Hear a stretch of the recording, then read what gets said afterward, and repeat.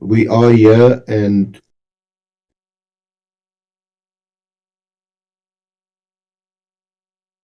the meticulous way in which you compile the report on public submissions. It must have been a very enduring exercise, but you were never daunted. You kept on going on until you produced the final product that you presented in the committee. The report which was applauded by all members of this committee. And for that, we once again want to thank you so much. Honorable members, let me take you through the items that we are going to deal with in today's meeting. Number one, and the reason why we put this item as number one is with the item deals with public submissions. Ms. Nicolette van Zyl presented a report, an executive summary of the public submissions, which had recommendations on what the approach of the committee should be with regard to those public submissions. Other than that, she made the whole report available, and we agreed that because the report was voluminous, members will have time during the festive to read the report at their own time and at their own pace. So when we were preparing for this meeting, I requested her to come and present the recommendations, especially on those matters that may have to be scheduled for appearance before the committee. The reason why this item should be number one is because when we come to deal with the report on consultations and the proposed timetable of appearance, the committee would at that stage be knowing how many matters from the public submissions may have to be added on the timetable. And so what that means, Advocate Arendse, Advocate Mkhwanazi, Advocate Mkhize, what that means is that if the committee agrees with the recommendation that the following matters must appear before the committee, it then means the timetable of appearances may have to be amended to accommodate those matters emanating from public submissions.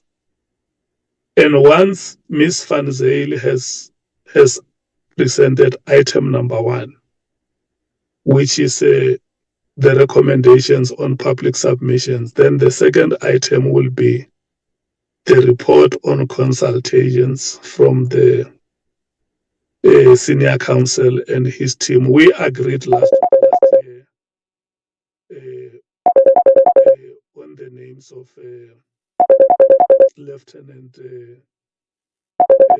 General Khumalo, General Patlani,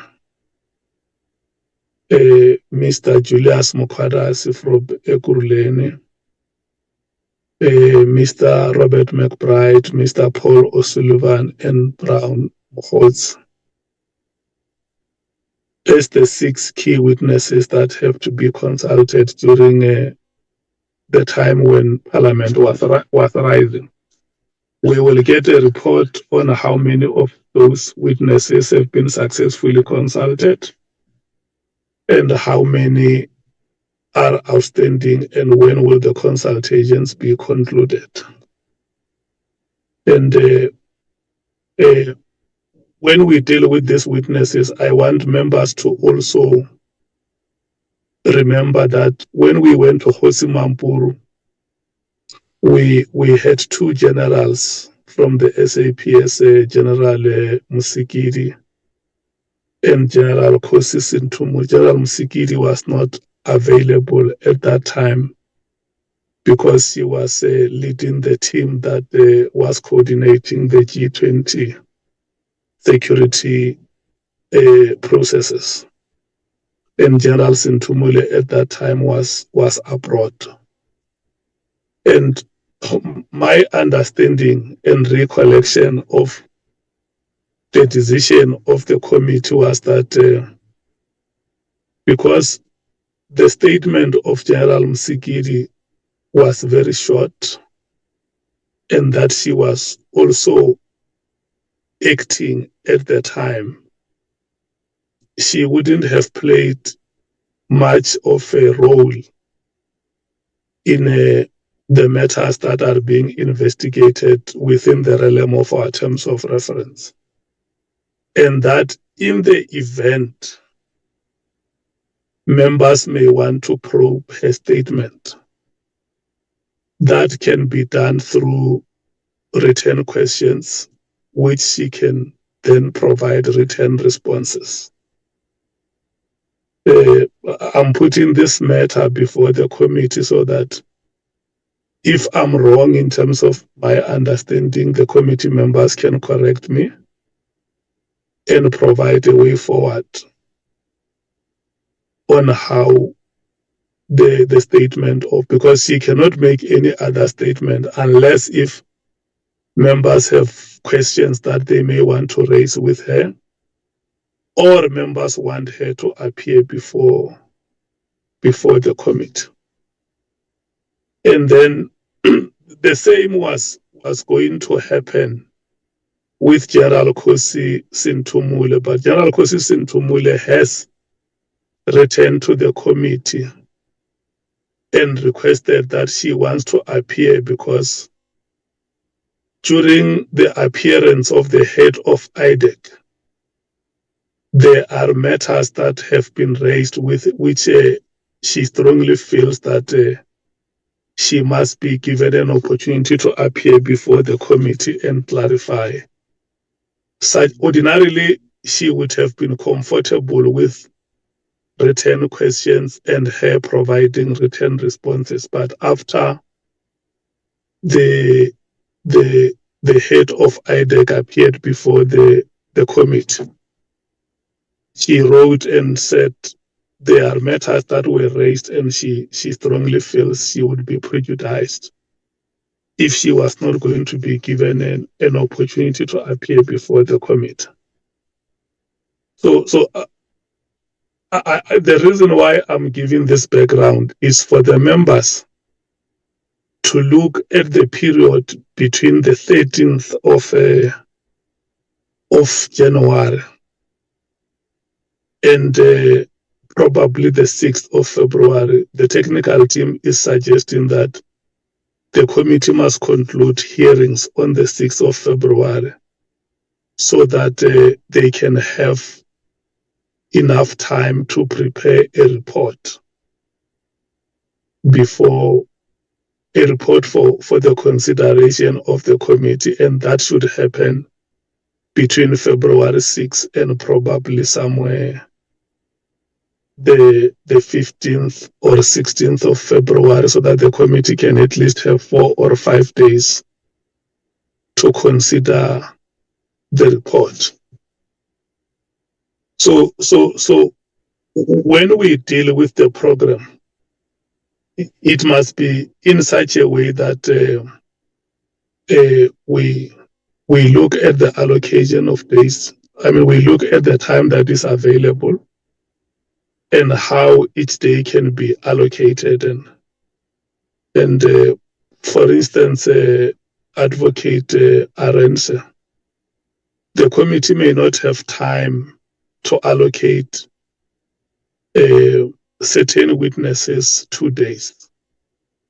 For instance, we don't think we need 2 days with General Pathan. We can work until very late if it comes to a push, but we may not allocate him 2 days. So those are the things that the committee members will look into, and free space for public submissions or any other witness that the committee feels that it's a compelling matter. for that witness to appear before, between the 13th of January. Not the 13th, the 14th of January and the 6th of February. And committee members must also understand that we have decided not to use Mondays. With the limited time that we have, a consideration may have to be made whether we can compromise and use Mondays. Fridays is acceptable. We can always try and push that at least by lunchtime every Friday we finish our work. I think that is what can help us. And lastly, is that second last, is that having concluded our report or towards the conclusion of our report, if there are witnesses that are implicated in our report, we may, in terms of our terms of reference, we have agreed that we will alert them and share with them the report, the part that concerns them, so that they can make their own inputs before the report is, even if they cannot change the report, but the principles of natural justice militate that we should share that part of the report with them for their own observations and comments. And I think those are the issues, honorable members. If there is any other matter regarding the program, will arise as and when the program is presented, and members should be free, including matters that may be consequential. Members should be free to raise those matters. And then the committee, the last item is that the committee has requested that we write to the NPA and request a report on the charges that witness Ngabinde have spoken about against Paul O'Sullivan. And that letter was written to the NPA. The response of the NPA has been made available to the members of the committee before Christmas last year. This morning, we once again made that response available. It will be the last item. In case there is no other matter that members of the committee may want to add, it will be the last item on today's agenda, and members will talk to it and express their own views on how do they think the matter can be taken forward in case members feel that the response is inadequate. I just felt I must give that background to assist the meeting so that when we deal with the items, members know exactly the kind of the decisions that have to be made in today's meeting as we prepare for next week's appearances. And maybe one other thing on the program that we may have to look at even before you present it, Advocate Arends, is that if we allocate General Phahlane 1 day and General Khumalo 2 days, we may have to consider starting with Phahlane on Wednesday. Because if we have him on Friday, it means we will not finish before 1 o'clock on Friday. But if we take him on Wednesday, we can run with him for whatever time of the night until we finish, and then have General Khumalo on Thursday and Friday. And that is what will make us to be able to finish before 1 o'clock or just after 1 on Friday to allow members to go and attend to their social and political commitments in the communities where they are leaders. Honorable members, this is your meeting. It's in your hands. I'm going to check with yourselves before we go to the presentations.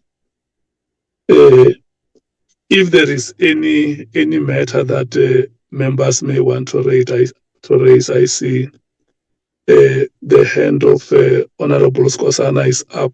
I'm going to do the rotation. I will start with the ANC and check if there is any matter you want to raise. Honorable Sangwen. Thank you. Thank you very much, Honorable Chairperson. Chairperson, I think a lot of the issues that you were covering are probably agenda items, just giving some context to them. So at this point, I wouldn't want to really go into them. But maybe just to make the point that I think when we ended the year last year, we said we should also consider the possibility of working over weekends. I'm saying that because of, amongst others, the issue that you raised about once the report being completed, you may need to afford an opportunity to people who have findings against them to answer, and we may need a little bit more time on that. But our understanding is the same as yours on General Musigiri, that it was going to be a statement. I think we also welcome General Sentumi's request to appear before the committee, and we would want that to be scheduled in, and then agree with you on the number of days for General Pashan.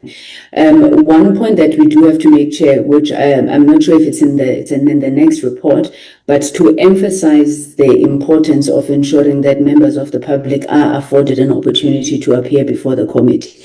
We did a lot of work calling for submissions, and while we would have the condensed report, I think we should look at how we are also able to factor that in terms of the hearings. But we'll engage the detail of the other matters when the reports are presented. Thank you, Chair. Thank you so much, Honorable Sangweni. Is that adequate for me to move to the next party?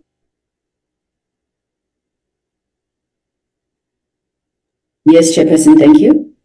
Okay, the MKP.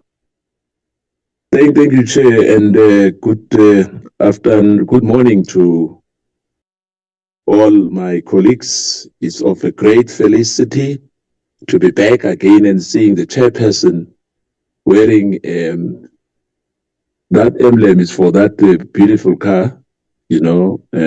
Yeah. Yeah, really. And indeed, Chair, you said Brian Mkhwanazi has not paid for your accommodation this time in the Northwest. We really appreciate that. I did not mention the name of any person.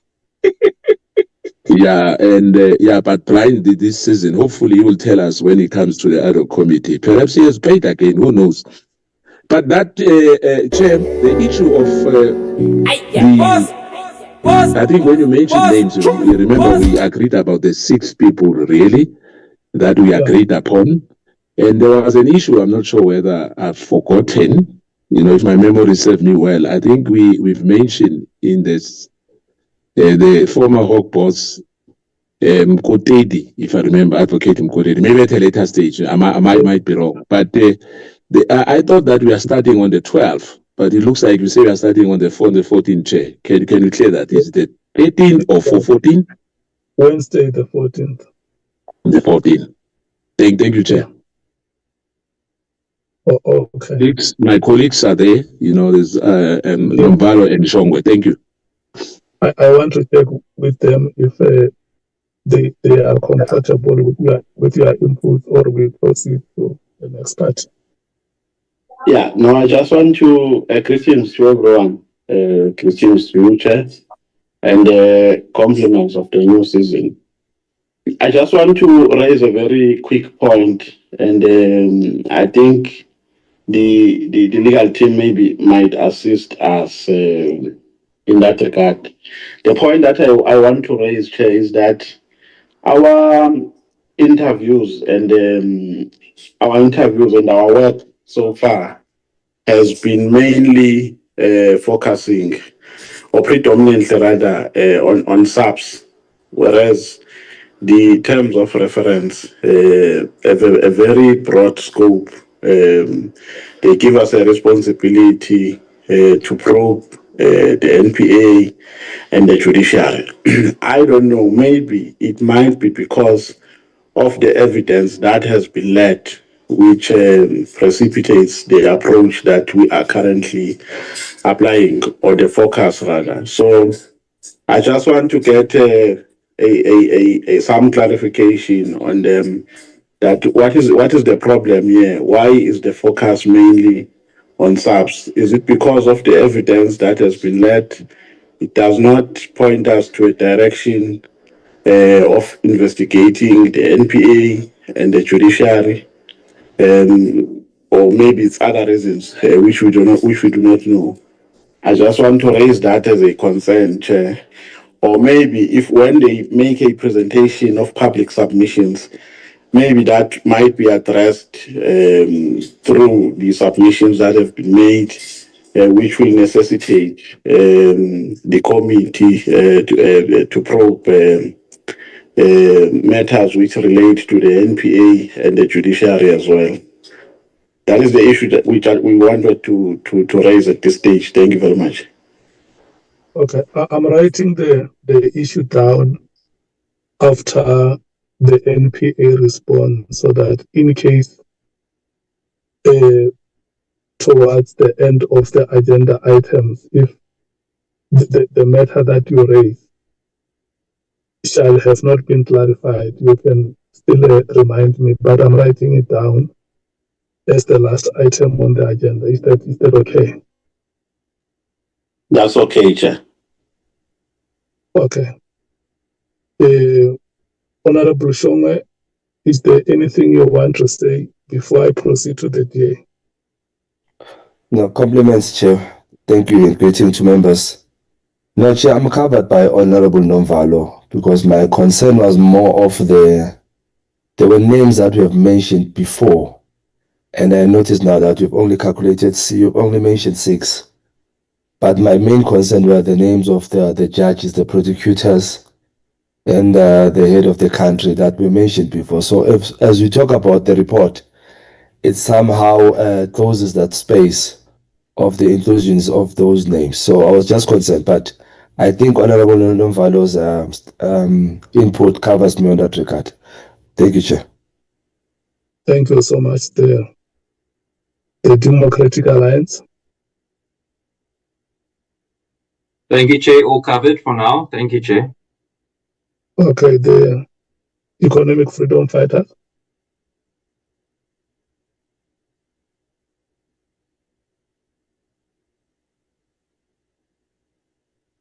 The EFF. Oh, I'm so sorry. So I'm not used to unmuting myself. Good morning again, Chair and members and the legal team and our technical team. Chair, that perhaps give us an update, or maybe we can do it at the back of one of our hearings on the additional support that we've requested from Parliament, especially with the legal team, so we are able to do our work more efficiently and effectively. So that would be one, if we could talk to that. The second one would be that we haven't the witnesses, and maybe that would come up in the report. The witnesses we need are the members of Parliament. So we have like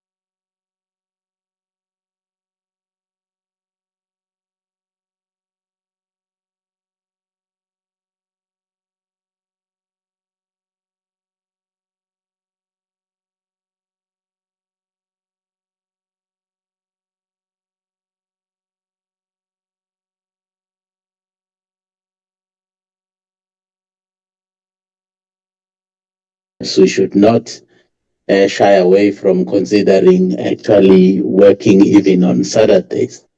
I was going to support you, Chairperson, in actually considering Mondays rather than Saturdays, considering that we are soon entering the local government election, season. Saturdays might be problematic to some of us.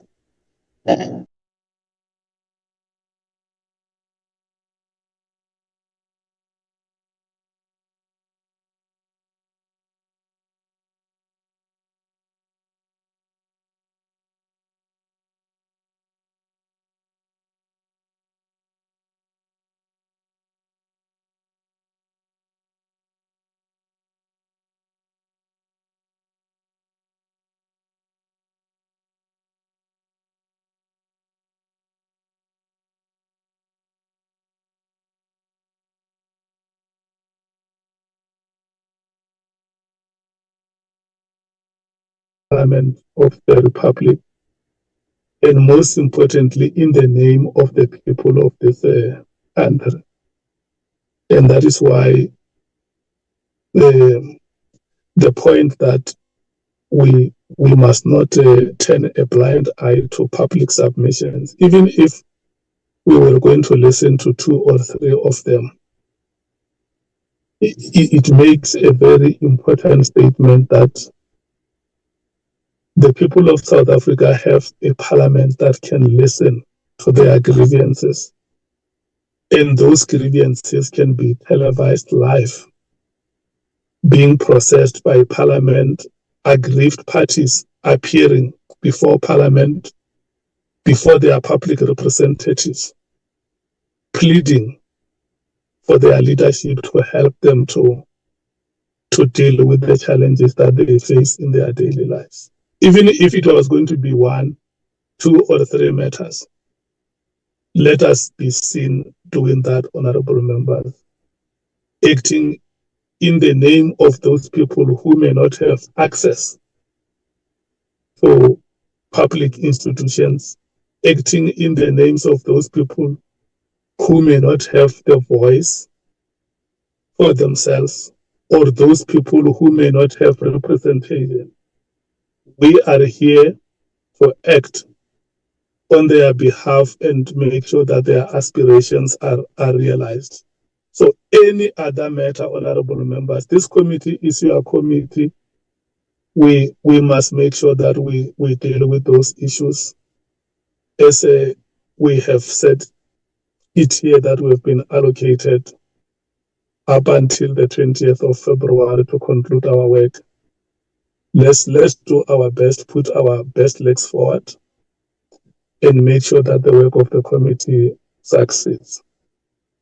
So we are going to allow the presentations to happen. All those matters that you raised, Honorable Nombalo, Honorable Matthews, Honorable Skosan, if they are not covered in the presentations that would have been made here today, those matters must not go away. You need to raise them in this meeting. Even if today's meeting may not deal with them exhaustively, we can still decide on another day.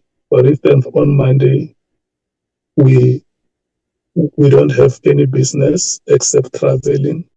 If there is any other matter that will not have been exhaustively dealt with, we can still decide to deal with it on Monday. And like Honorable Mango has said, if it's not possible for us to meet over the weekend, to do hearings over the weekends, we can still use some part of the weekend for virtual committee meetings and deal with any other matter that committee members feel that has to be decided. Ms. Nicolette van Zyl, we are going to start with you, and then from there, when you conclude, we take Advocate Arendse, and thereafter, Parliament team will talk to the response from the NPA. And then once the presentations are concluded, I'm going to remind honorable members on how we deal with each and every item through our rotation process. Thank you so much. The presentation starts now.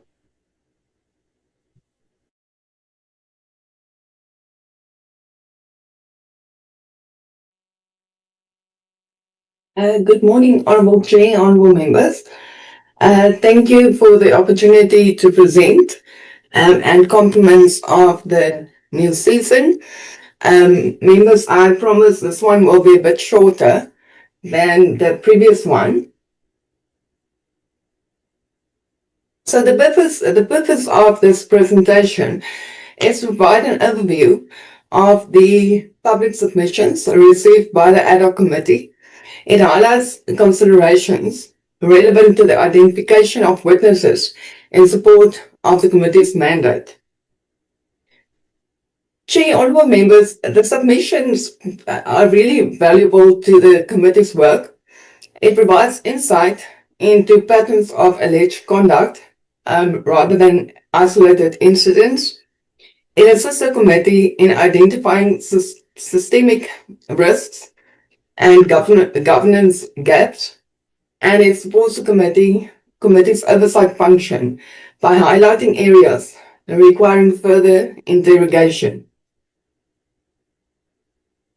In terms of the overview of the public submissions that was received, as members are aware, we received a substantial number of written submissions from members of the public and interested stakeholders.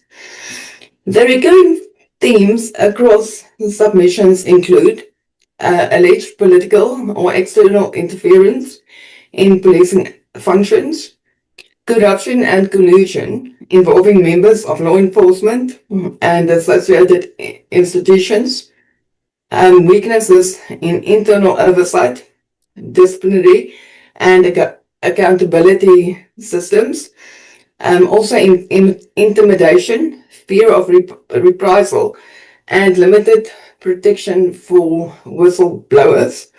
And lastly, it shows a diminishing public trust in the criminal justice system. These themes are fully aligned with the focus areas identified in paragraph 4 of our terms of reference. Honourable members, viewed collectively, these submissions reflect recurring patterns and concerns that broadly corroborate elements of the testimony presented before the Ad Hoc Committee.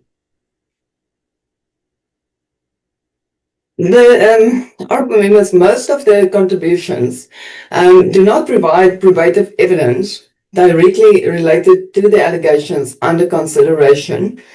But as I stated, it does provide an overall view and corroborates the interference in the criminal justice system.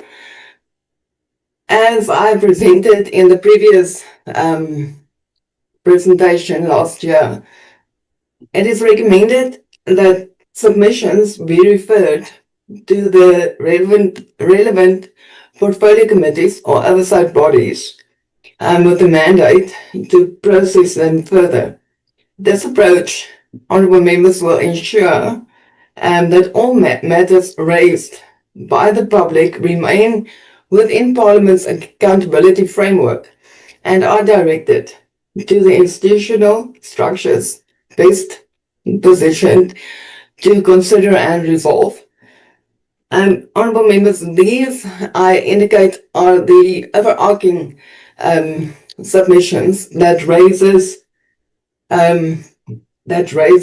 individual grievances and not directly related to the allegations made by Lieutenant General Mkhwanazi and also other witnesses that appeared before the committee. Honourable members, to start, I want to raise the submissions that was submissions made by civil society.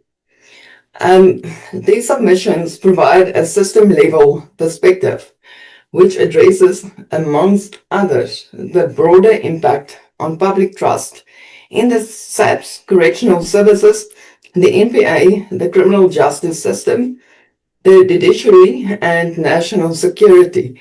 And this is as stated in our terms of reference, paragraph 4.1.15. Substantial submissions from civil society was received from Accountability Now, and this was provided through an affidavit.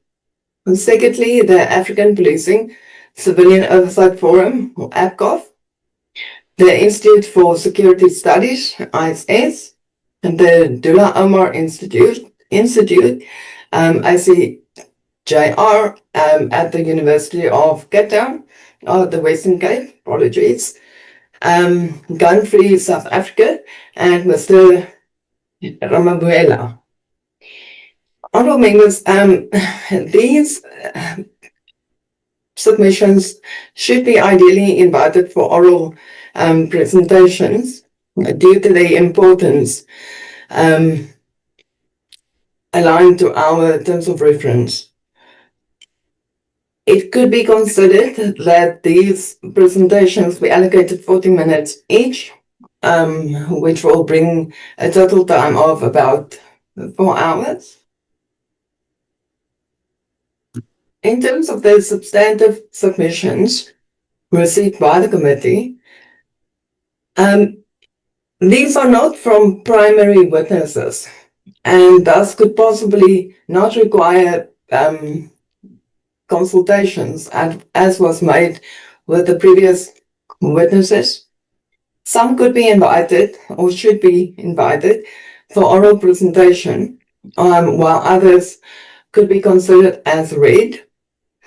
Oral presentations are not prescriptive in Parliament. However, it is definitely the best practice and strongly advisable for the committee, as the chairperson stated, to have the most pertinent submissions appear before the committee for oral presentation. Honourable members, I'm going to take you through the submissions that is highlighted for possible oral presentation. So I am making the names available today, and we have received or identified 15 submissions that could be heard by the committee. The first is from Ms. Patricia Mashale.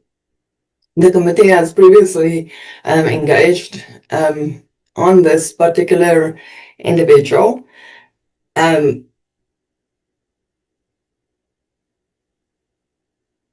Her actual submission does not provide much detail. It is bulleted issues, so it will be good for her to flesh them out in a hearing setting. Secondly, from Brigadier Luvani. He is the former head of the Secret Service account. He was dismissed for allegedly blowing the whistle on corruption in SAPS. He made a previous protective disclosure, and as I understand, he will also be a witness at the Nhlanhla Commission. Then thirdly, we had a submission from Captain Ramalepe and 2 others. They allege that drug cartels are operating within the police service, or as I've called it, force, and the related corruption reported by Lieutenant General Mkhwanazi. Fourthly, we have Mr. Dotyeni.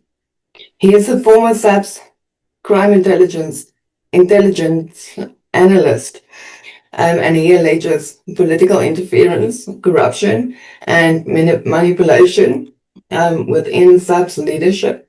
He links these issues to the death of a senior police officer in 2021. This matter has also been previously discussed by members of the committee. Thirdly, we have Lieutenant General Mkhwanazi. As members know, he was one of the former divisional commissioners of crime intelligence. Through his attorney, he requested an opportunity to respond to allegations made against him during the Ad Hoc Committee's hearings. Then next, we have a submission from Mr. Nhlanhla. And for this, we possibly need a consultation. Through his attorney, he submitted an affidavit and substantial evidence bundle, including a sworn statement and supporting documents. Moving forward, honorable members, we have a submission from Mr. Mkhwanazi. He alleges abuse of SAP's Crime Intelligence Secret Fund and the misuse of state resources. In the covert investigation of the Pala farm robbery, implicating the President, the Minister of Police, and senior SAPS officials. It's a quite detailed submission and could be heard by the committee. Then we have a submission from Mr. Poro.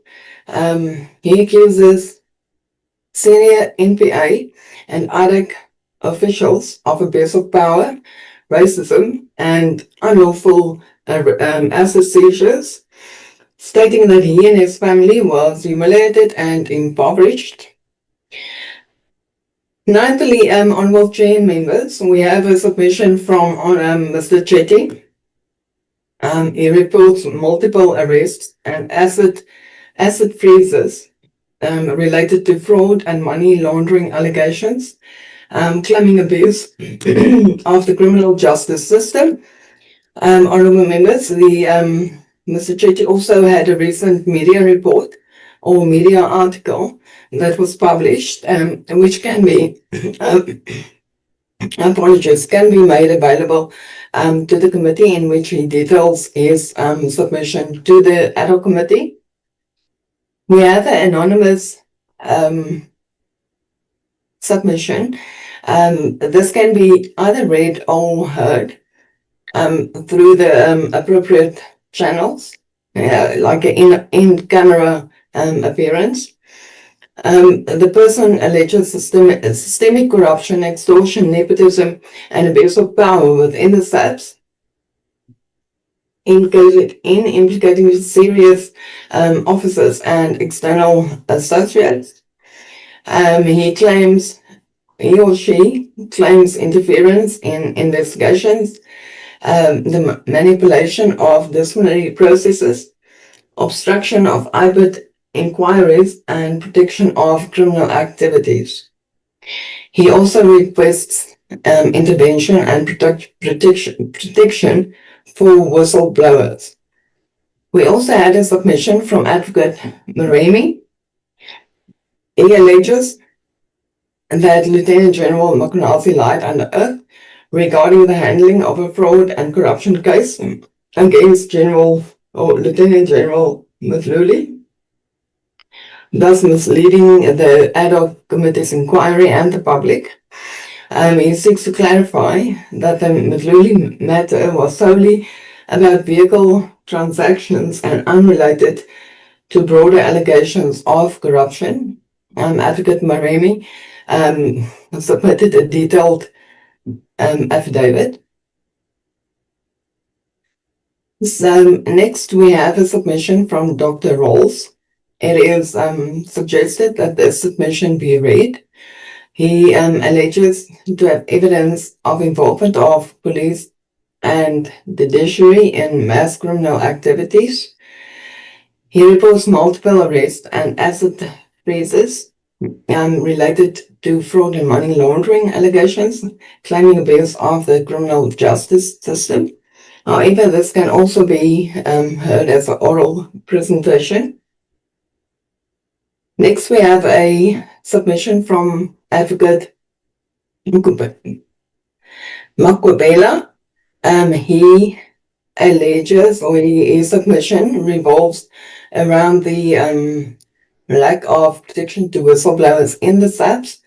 He also alleges factions in SAPS leading to unfair promotions and a wide abuse of the disciplinary processes in SAPS. We also had a substantive submission from Mr. Mia. He alleges a conspiracy involving SAPS, the NPA, and the judiciary to manufacture evidence and secure wrongful convictions. However, members should note that he is currently incarcerated, and caution should be noted regarding Parliament's involvement in criminal convictions. Lastly, honourable members, we have a submission from Honourable Mr. Mkhwanazi. This can also be read. However, it does provide a detailed account of alleged investigative failures, intimidation, and a lack of protection experienced by a municipal oversight office bearer following the referral of a corruption matters to SAPS. While the municipal governance aspect fall outside the committee's mandate, the submission has value in illustrating systemic weaknesses in SAPS investigations, follow-through, and whistleblower protection, and is considered as corroborative contextual evidence.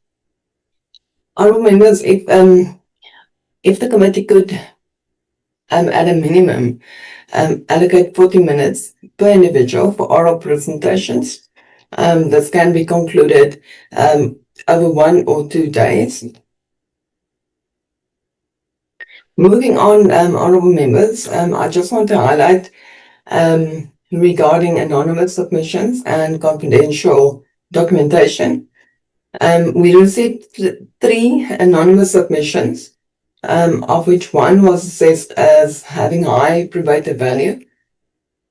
One of the the second anonymous submission was based primarily on hearsay, while the other related to a reported political killing and included claims of threats linked to anti-corruption activities and exposure thereto.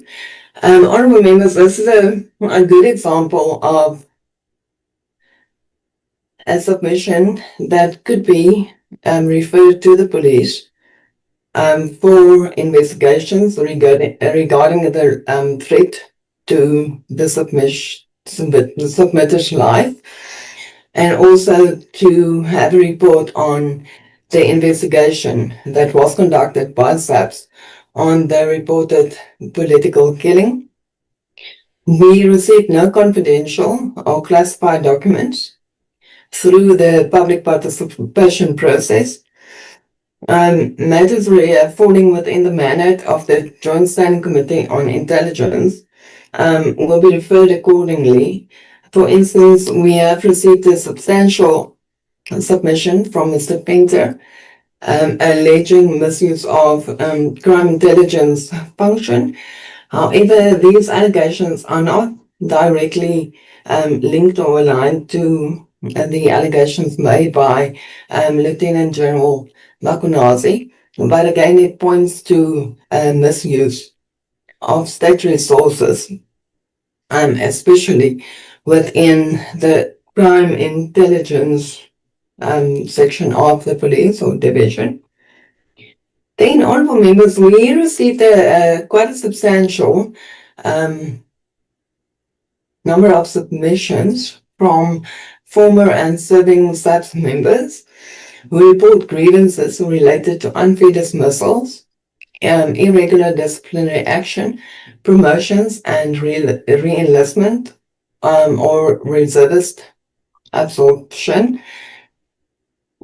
Honourable members, while these matters raise legitimate concerns about perceived labour practices within the SAPS and other government departments, Parliament's direct intervention in individual labour disputes is not advisable.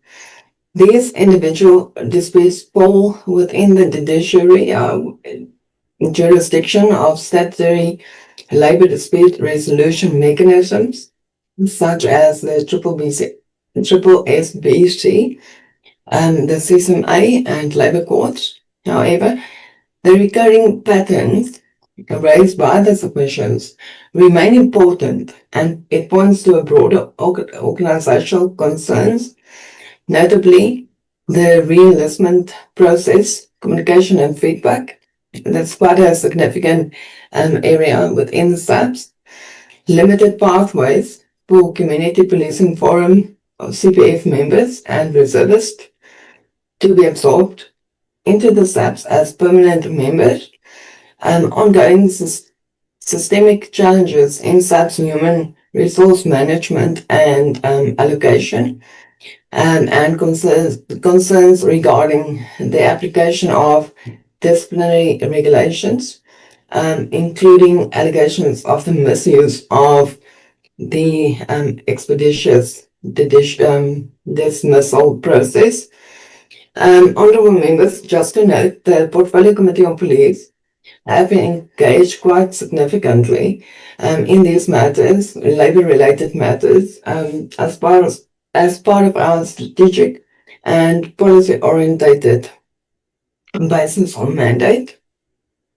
Honourable members, in conclusion, just to draw your attention, based on the public submissions, we are required to draft and adopt a public participation report, which will be published in the ATC for noting by the National Assembly. So it's not for consideration, only for noting. The public participation report will be very concise and factual in nature.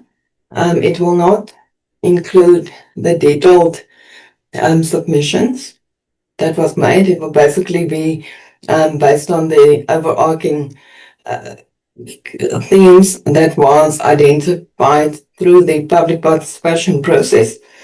It will also then naturally also include the submissions that was heard for oral presentation, and the report will be prepared and adopted separately from the committee's final report, and will be drafted for adoption once the public participation process has been concluded.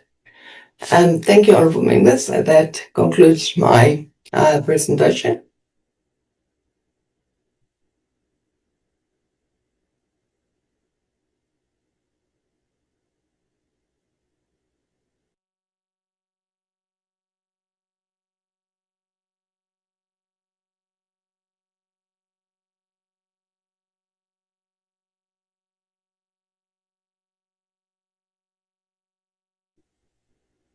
No, I was not supposed to take off.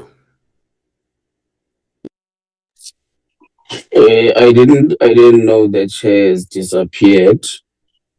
I think January 8th. I think let's take the second presentation, honorable members. We'll locate the chair. Advocate Arensa, are you doing the second presentation? Honorable Nola, yes, I don't know whether can I just ascertain whether the report that we were required to table, in fact, already on the 7th or 8th of December, which we did, has been made available to you.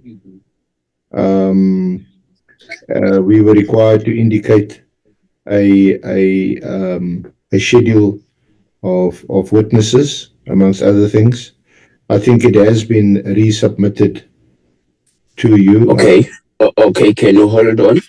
Mr. Ramano, did you share the report to members? Was the report shared with the members? The report was shared with the members. Thank you so much. I've flagged it now. Thank you so much. You can proceed, Advocate Arens. Thank you. We were guided by the witnesses. The Honourable Committee indicated we should consult with and prepare statements for the second part of these hearings, and they appear on the screen. We met in person with Lieutenant General Khumalo, Lieutenant General Pashlani, Deputy Chief Julius Mkhwanazi, and Robert McBride, and we have interacted by way of email with Mr. Paul O'Sullivan, who has given to us a draft statement, which we will consult on Sunday to adjust it to accord with the terms of reference of the Honourable Committee. Mr. Mkhwanazi, we scheduled for Monday in an online meeting. You may or may not be aware that Mr. Mkhwanazi had either indicated that he had security concerns, and these were between the time available in late December and now. They could not be addressed by Parliament, so we have agreed to meet with him and his lawyer online on Monday. As regards his appearance, whether physical or online, that will depend on him and the committee, I suppose.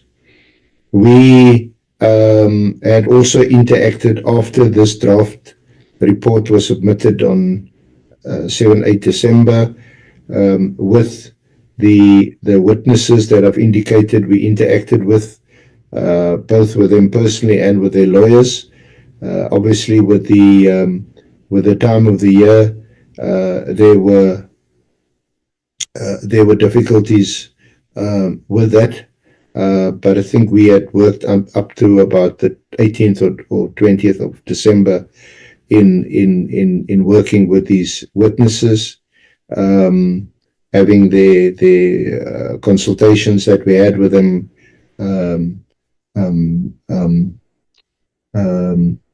What's the word? The recordings, having that transcribed, sorry, and then preparing draft statements which have been exchanged.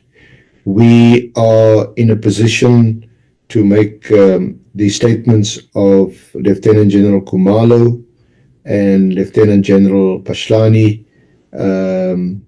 available by the end of this week. Pashlani probably by Saturday. So we would be in a position to proceed with their evidence as now indicated on the 14th, 15th, and 16th next week. The following week, we scheduled Mr. McBride and Mr. Mkhwanazi, and the following week, O'Sullivan, who will be interviewed online. I think he's in London at the moment and had indicated that he'll only be back in the country, I think, after February. And besides, he had also indicated grave concerns about appearing in person because of the security situation. we had not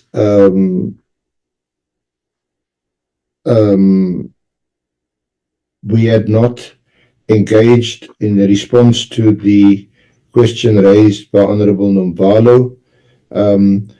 As regards the NPA, we had, of course, already interviewed the National Director of Public, or the former now National Director of Public Prosecution, Shamila Batoy. We had also interviewed Anthea Johnson, the head of IDAC. We had not engaged with any other officials, prosecutors, or anyone else at the NPA. As far as the judiciary is concerned, we had not identified any member of the judiciary to interview. And as far as my memory serves, I don't think the Honourable Committee had done so either. If identified, we'll obviously approach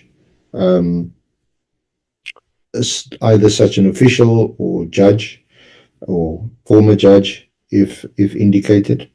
Yes, the emphasis has been somewhat on the SAPS because of the terms of reference focuses mainly on the allegations made by Lieutenant General Mkhwanazi on the 6th of July last year, and that's been the focus of our work. As regards the presentation made by Nicolette, a number of these submissions had originally been directed to us, but we sent them on to the parliamentary technical team. They had sifted through, I'm sure, a couple of hundred, if not 1,000 public submissions, and Nicolette has provided the summary. We will engage with Nicolette and her team on these submissions.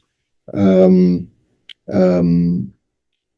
don't have any comment on her summary that 15 or so possible oral presentations be made to the Honourable Committee, but I leave that within your discretion. Otherwise, Acting Chair, Honourable Chair, we are on track to present the evidence of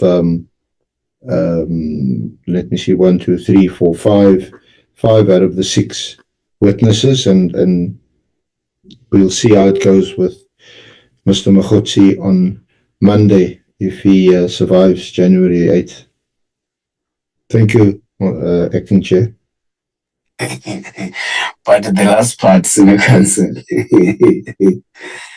Thank you very much, Senior Counsel. I think we must commend the work you and your team has done in terms of consultations. 5 out of 6 is a sterling job. It does seem like the chair is not yet back, so we members were going to rotate as we have made it our tradition, and we're going to deal with both reports on public participation and on the timetable and the work done in terms of consulting the witnesses. And we must make consideration on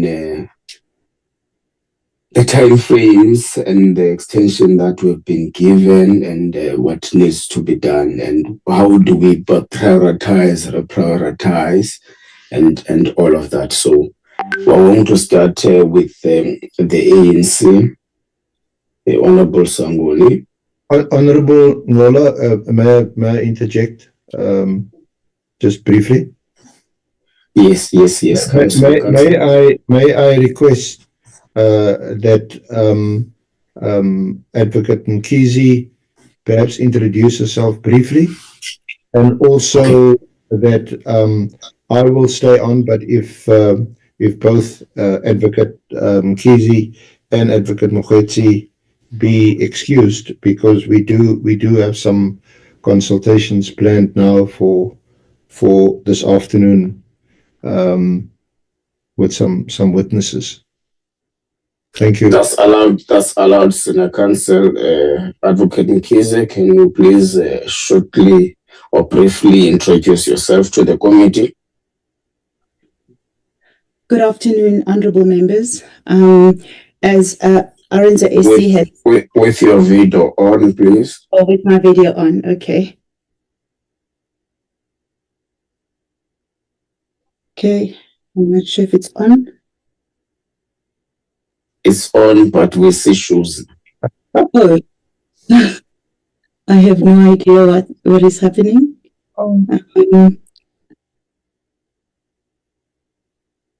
Kodwa mamkhize nokufika Nkosi yami. Sawubona. Sanibonani. I don't, oh, it's picking up on my phone. Just, I'm really sorry, apologies about that. Let's switch it off.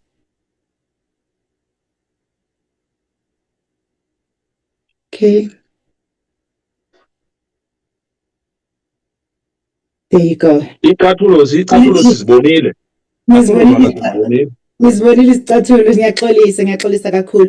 afternoon, honorable members. My name is Bongiwe Mkhize, and I am a member of the Johannesburg Bar. I'm based at Group 621, and it is an honor for me to join this team, the legal team, as well as to work with you as the committee.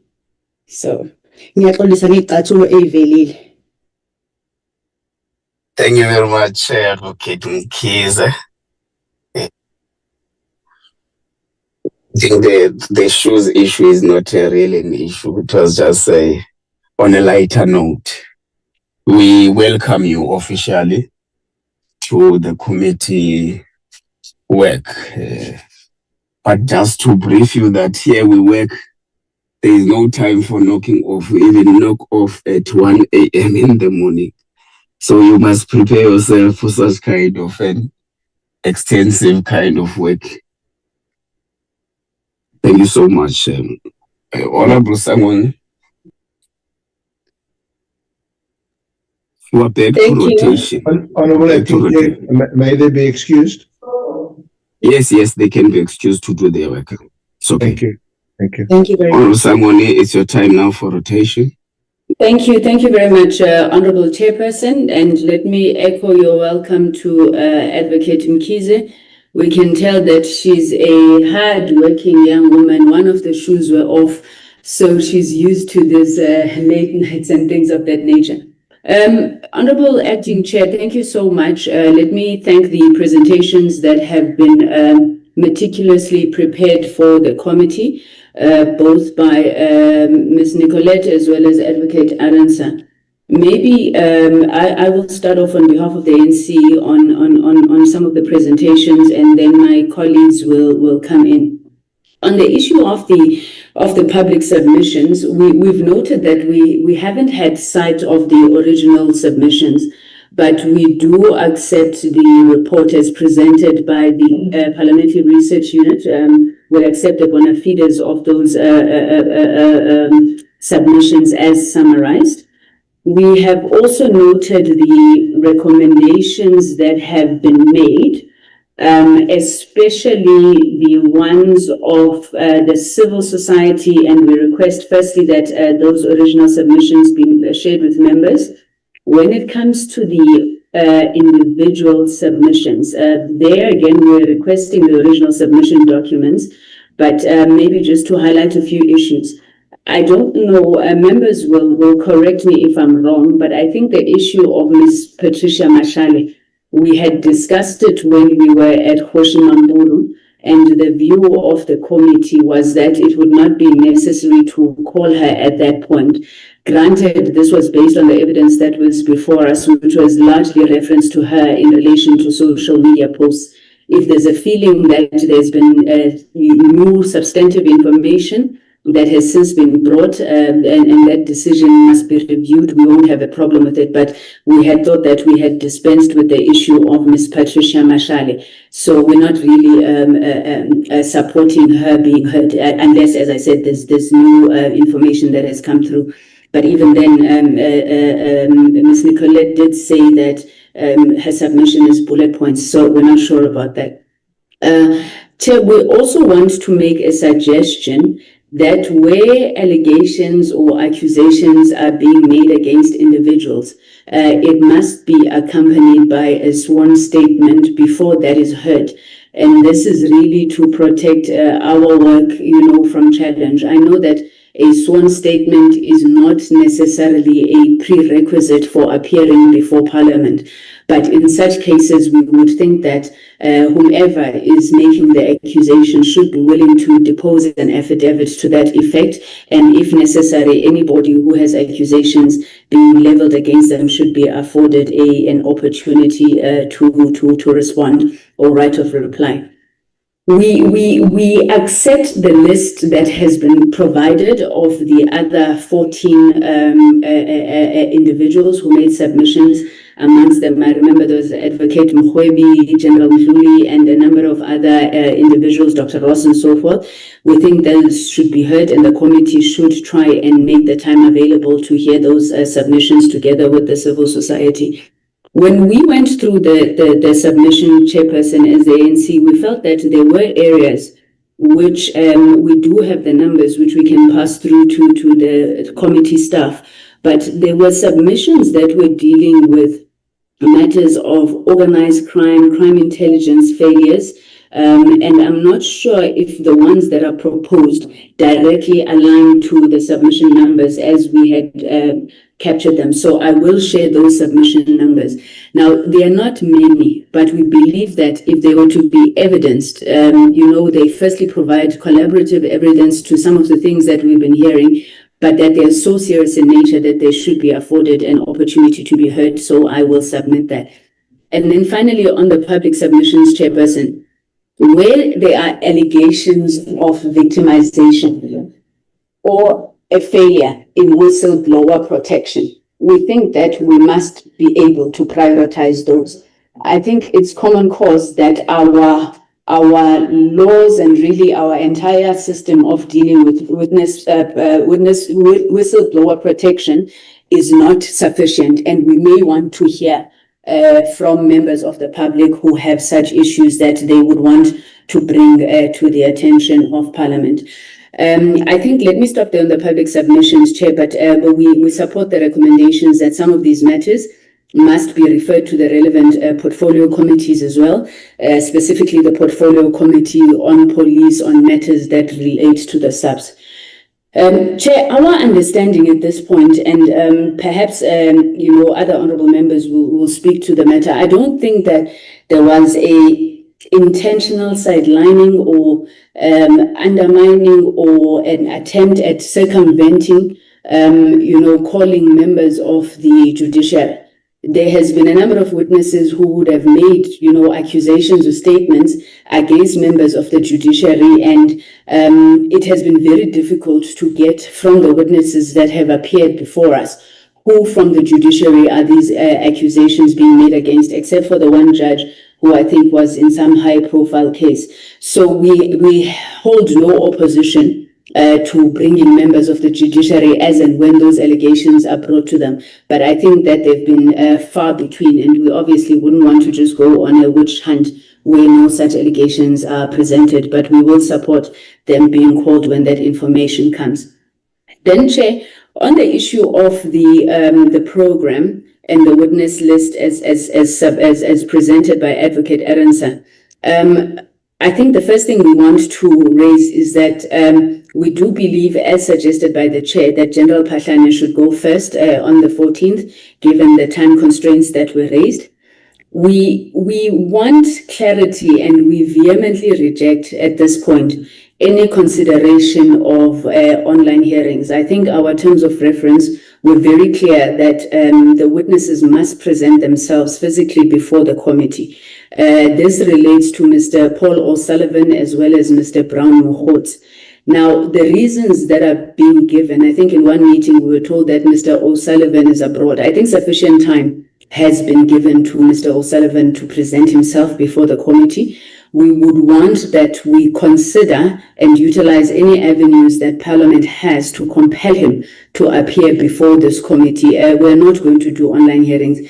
If Mr. Paul O'Sullivan, as this indictment that was sent to us shows, is able to impersonate an IPID member and do all sorts of things, there's absolutely no reason why he can't come before a Parliament of the people to answer for himself. So we reject any consideration of an online hearing for him. We don't think that the reasons provided are adequate given the gravity of the allegations that has been brought against him. And we would wish that the committee goes back to engage Mr. O'Sullivan and indicate it's the view of the committee that he must present himself physically.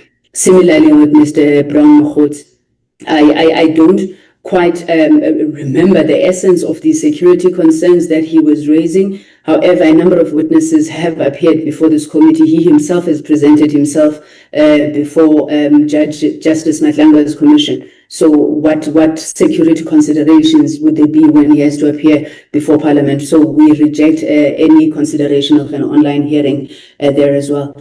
And then finally, Chair, on the issue of members of Parliament, I think it was Honourable Matheus who had raised it earlier. We have the same concern as the ANC. I mean, this is a matter that has been ventilated a lot in this committee, and I think the program should be adjusted to afford an opportunity for Honourable Collar Barnett as well as Honourable Adams to also present their evidence before the committee. Chair, I'm going to stop there, but I'm not sure if other members of the African National Congress would mind to make any additions. Thank you so much, Chairperson. Thank you so much, Honorable Sangoni. Honorable Khanyane is back. Honorable Chair.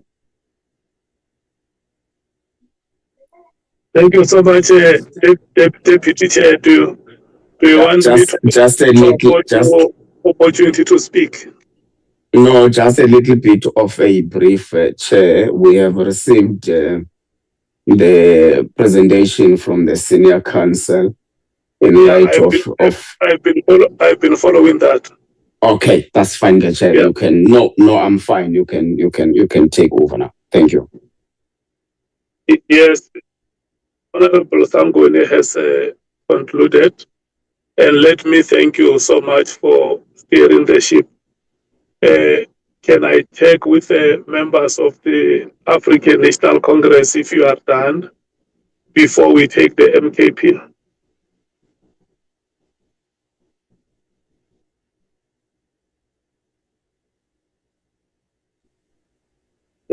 Chair, good morning to you and good morning to all the participants in the meeting, honorable members and all colleagues, and compliment for the new year. Now, on my part, Chairperson, I am fully covered by the intervention that was made by Honorable Sangon at the moment. Thanks. Yeah. Not to put Honorable Ngola in a disadvantage, can I check with you, Honorable Ngola, if there is something you may want to say? No, Chair, I'm fine and fully agree that there is no virtual arrangement. Witnesses must be dragged kicking and screaming to appear before the committee. Thank you so much. Okay. And that the program should start with General Patani. Do you support that? Agreed, Chair. Yes, Chair. Okay. Yes, supported. Okay. So the suggestion then will be that General Patani should come on Wednesday, followed by General Kumalo on Thursday and Friday. Can I then move to the MKP? Thank you, Chair. I think, Chair, it's good that this is a seventh administration. I think this Paul O'Sullivan think this is a sixth administration when they allow Pillay to give evidence while he was away. He must be here physically. We are not going to allow him. This is the 7th administration. MK party is here. Now, this European attitude, because he undermines everyone. He's got nothing to do that he is busy the security concern. Security concern where he's in charge of all the state agencies. But be that as it may, Chair, the issue of the judiciary, and I think my colleague has raised that we can't say that the evidence leader is very aware. We've raised names there. It's not that we never raise name of the judges or from that sector. We need to have them here. It's not only about the police. We have judgment which leaves much to be desired. They are not law unto themselves. If we say there's a constitution, whether we differ, some of us, we differ anyway with the constitution we have. That is the best in the world. It's debatable. But we can't have only the police here. When criminals are being allowed to run amok, white-collar crimes, by the same judiciary we are talking about. Mkhwanazi, the former Chief Justice, raised that as well. There's a lot of we can come back again and name these judges which we want to, if we agree. It can't be that they are law unto themselves. That is only about the police where there's problems. We've got a problem in the judiciary in this country, and it's a fact. There's no witch hunt in that. And Comrade Nomvalo, Honorable Member Nomvalo raised that this is not only about the police. Hence, we are having a joint committee here in this Ad Hoc Committee. No one should feel like there's a witch hunt against anyone. The country wants to know the truth in this country. People of this country are tired. We need to have this judiciary as well. If it's a judge, it's a sitting judge. We have a sitting generals who appear before us. If Justice Mlambo has to come here, he must come here.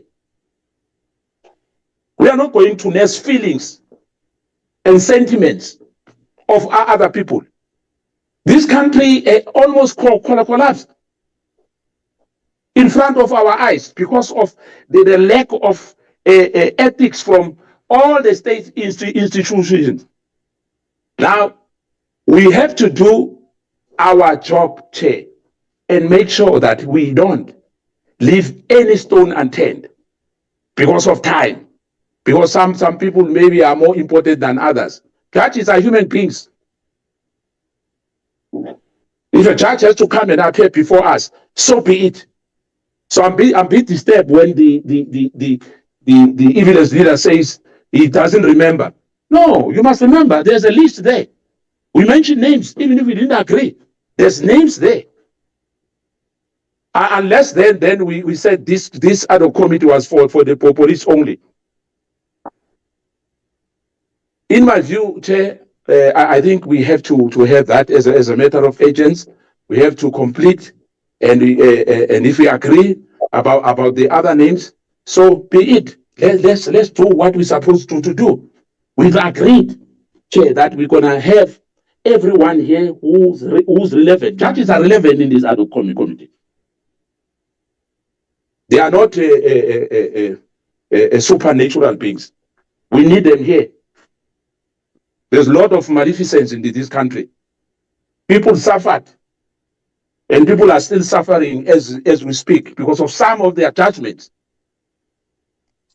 Thank you, Chair.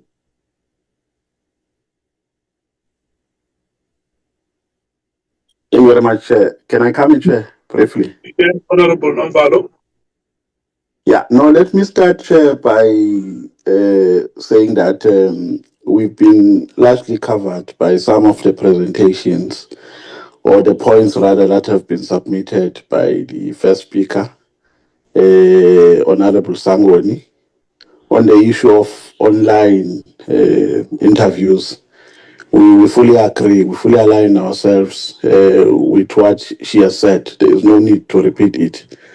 And also, I've been covered by what the latter speaker has said.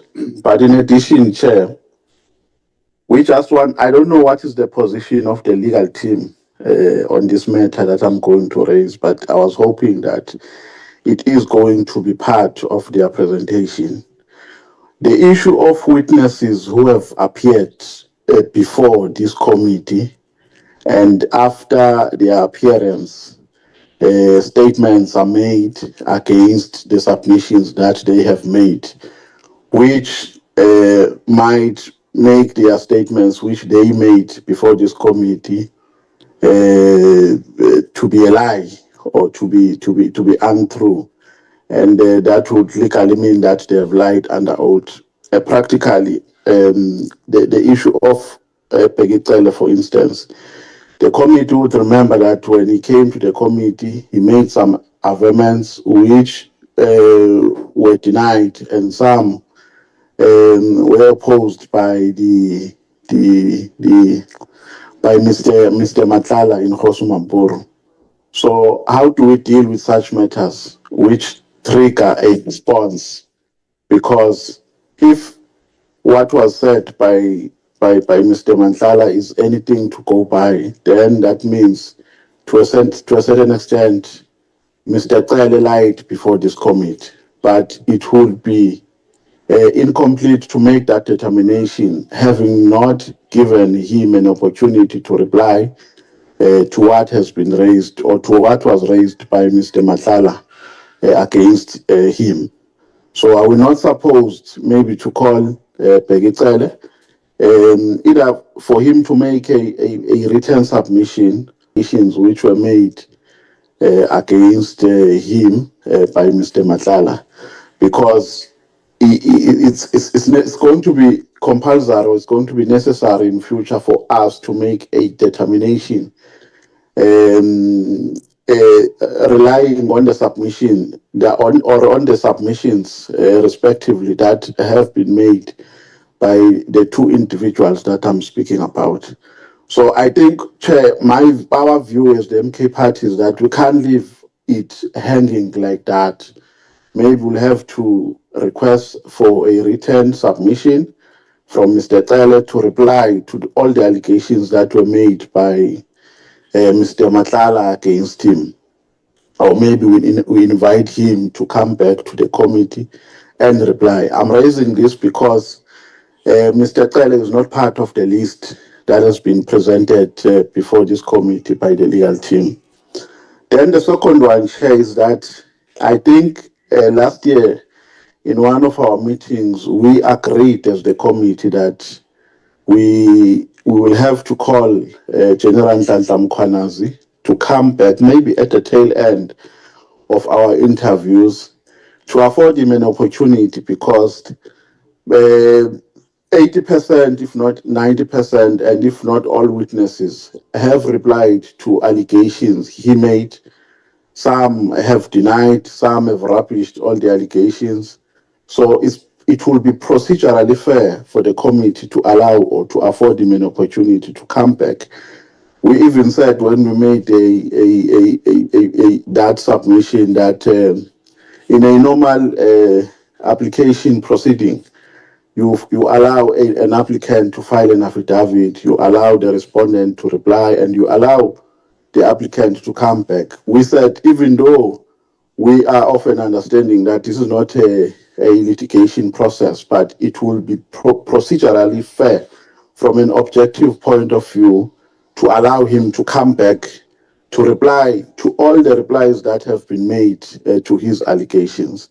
So I'm raising that, Chair, because it's also not part of the list, or of the names rather, that have been presented. We understand that there's limitation of time, Chair, but that must not compromise the quality of our inquiry or investigation, because a report of this whole process will be taken to court. So we must not open loopholes consciously so. We must avoid anything that might come back to compromise the credibility of our report. Then the last one, Chair. Our view is that the 15 submissions that have been made at a first value are going to assist this committee and will point the committee to a direction of probing the NPA further. We understand that the NDPP appeared before this committee and the head of the IDEC appeared also. But we are not confident that this committee has sufficient evidence that it can use in its report to make any determination in relation to any allegation about the NPA or to any allegation rather about the judiciary. Our interim position, Chair, is that I'm saying interim. I'm carefully using this word because we have not read the full content of the submissions. So maybe when we read them, we might make a different determination. But at this stage, Chair, and at a first value, our view is that the committee must entertain those submissions, and largely through oral submissions. And that might require us to work tirelessly and around the clock. That might require us maybe to invite even 2 witnesses on a day, like we've been doing previously. And the chair or the committee might have to agree to a point that they will have to minimize time for members to ask questions so that all the relevant information that will assist this committee to finalize its inquiry or report is taken into consideration. Thank you very much.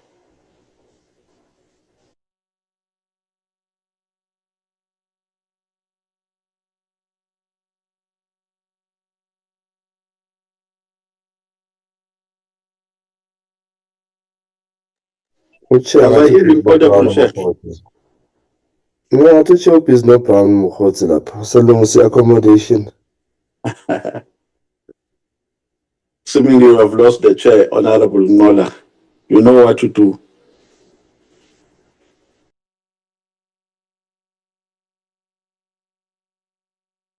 It looks like I think next was Honorable Shongwe.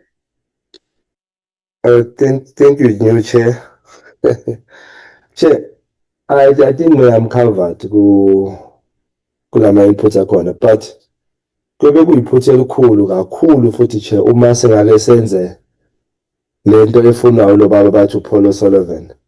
Ngeke ngasho before sivala ngathi ithathele ipassport yalo muntu ngoba uzobaleka. And indeed now we are told ukuthi useLondon.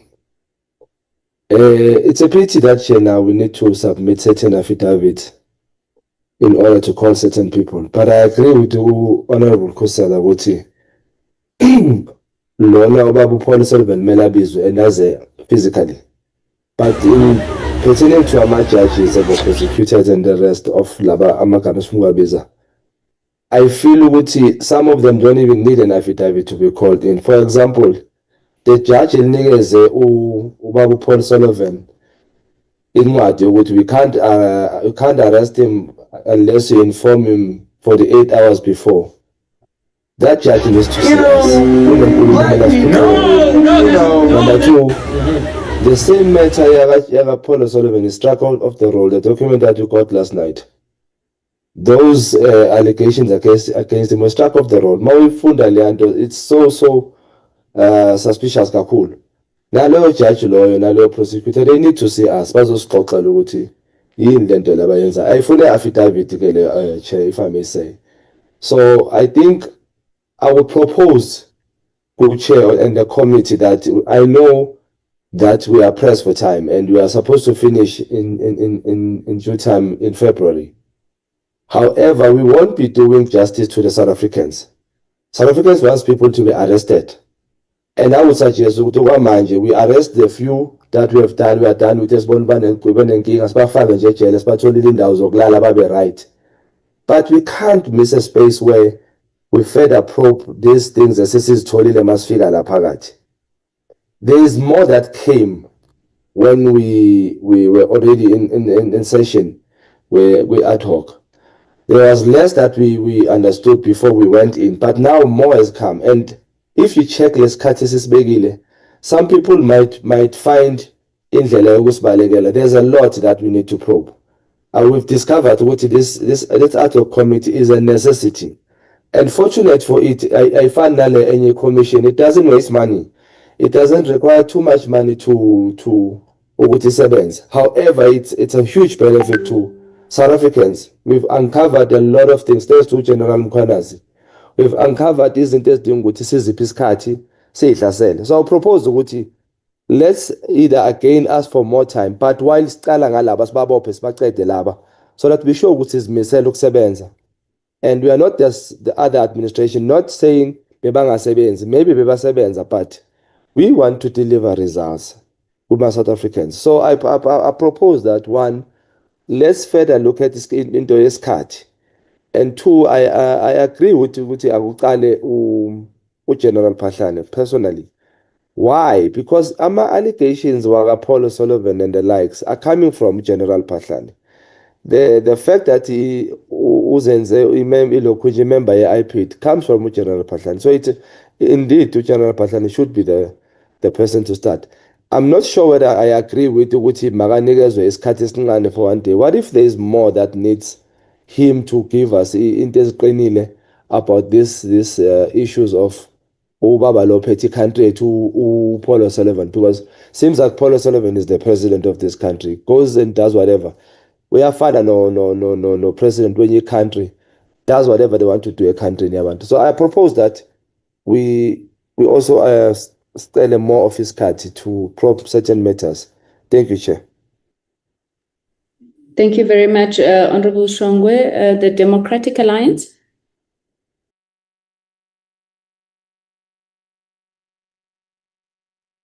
Thank you, Chair and Honorable Shongwe and everyone else on the team. We're happy for now.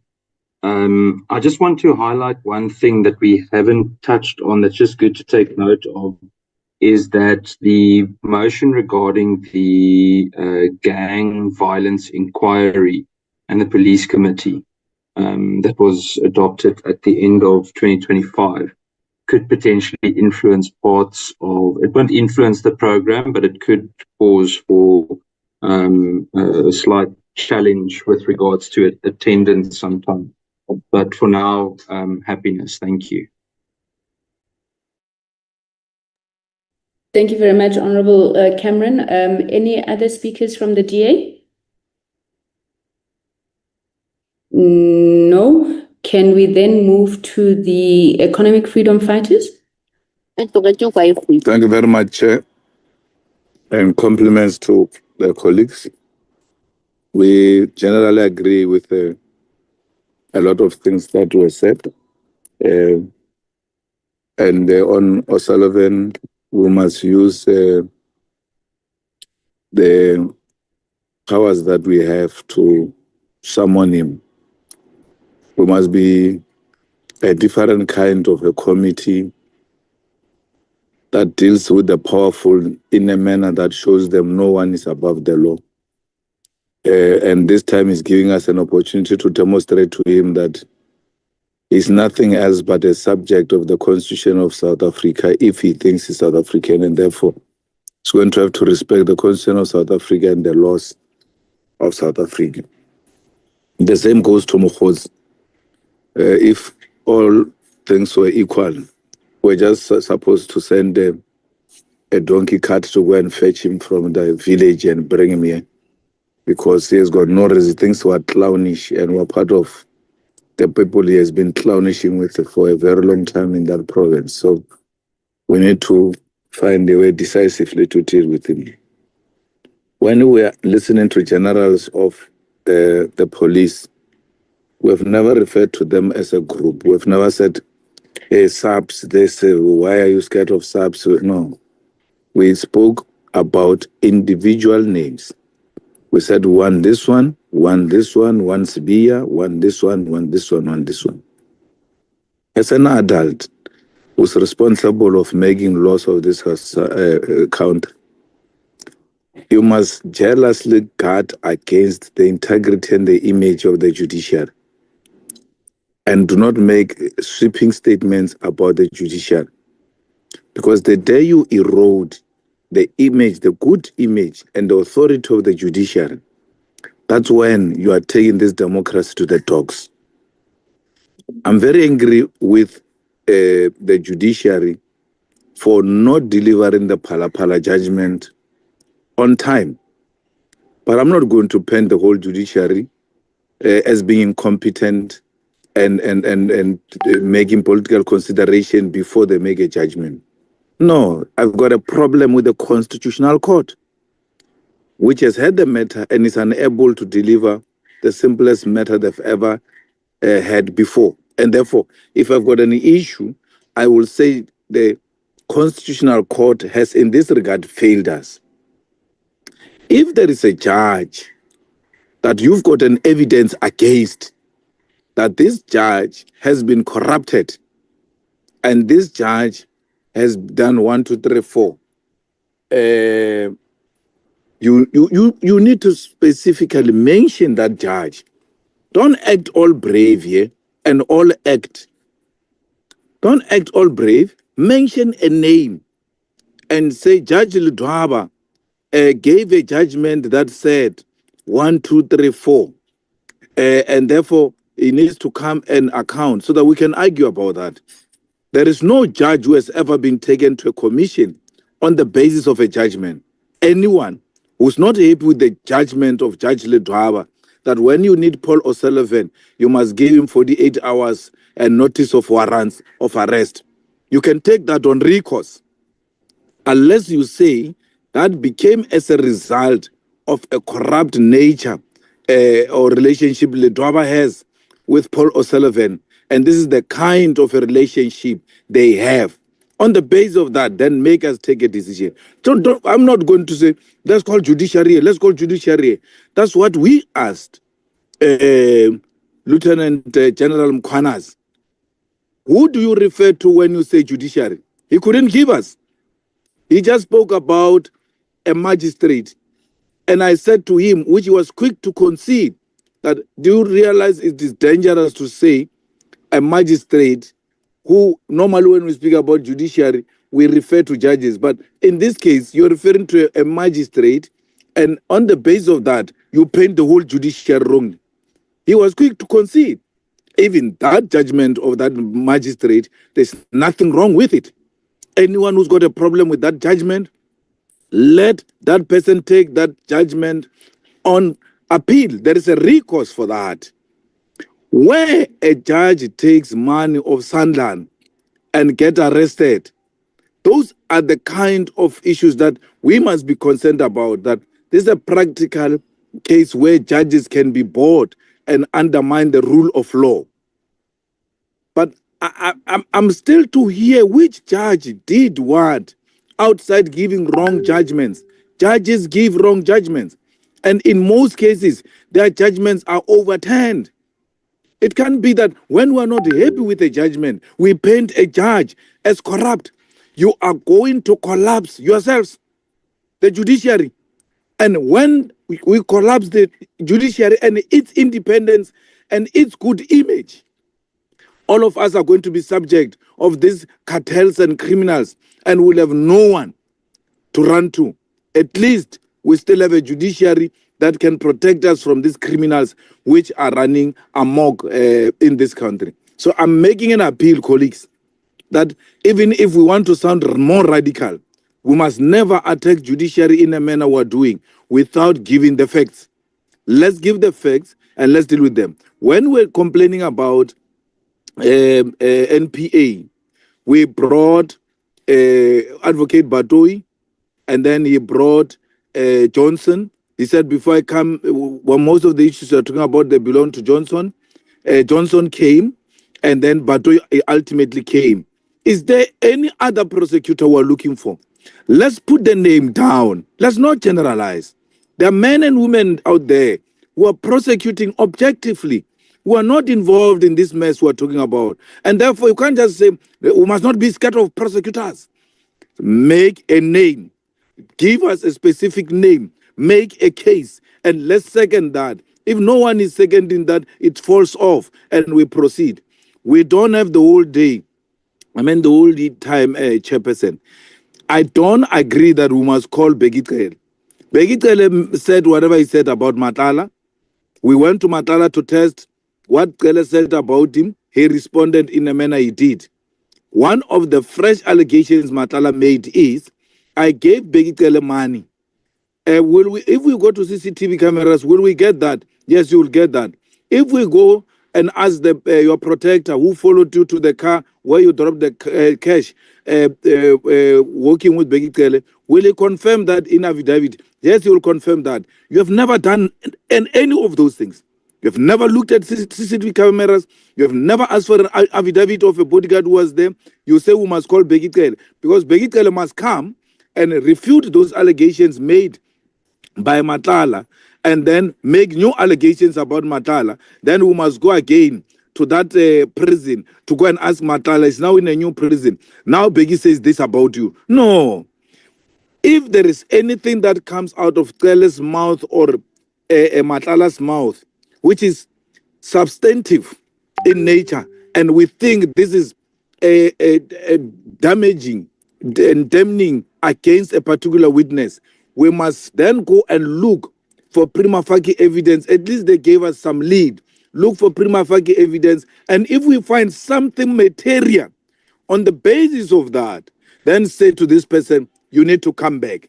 Otherwise, we're going to sit here. This one said this about you. What do you say? And then say the same thing about new things about that person. You go back. This person said this about you without us having anything.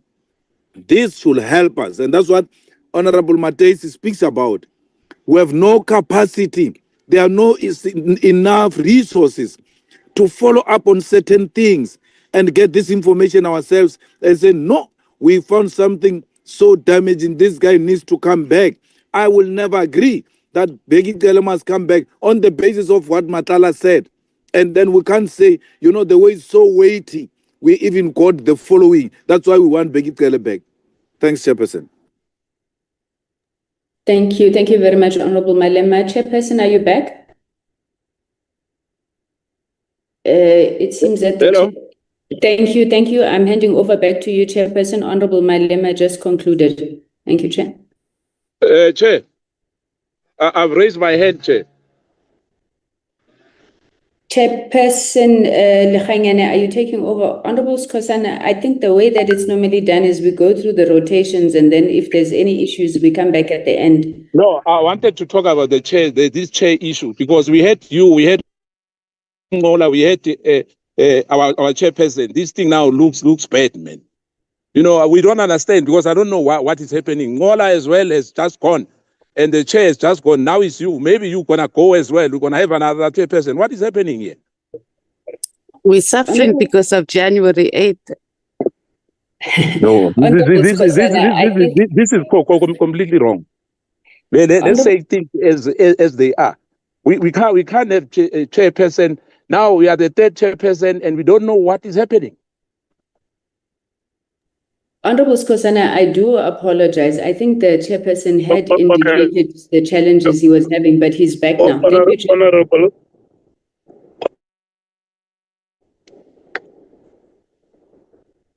Hello, Honorable Sangod. Yes, Chair, you are on the chair. Thank you, Chairperson. Yeah, no, we must apologize. Honorable Skhosana is right. We can't have many chairpersons in one meeting. But before the meeting started, we alerted the meeting about our commitment this week. And just bear with us, honorable members. It is not something that is unusual amongst members of this committee. Apologies like this are recorded in our meetings and they are accepted. It's unfortunate that today they are affecting us the way they do or the way they did. We want to apologize for that, and I think you will understand, Honorable Skosana. It's not because we deliberately want to collapse the meeting or we don't take this meeting serious. We were members and leaders of political parties that have sent us to Parliament.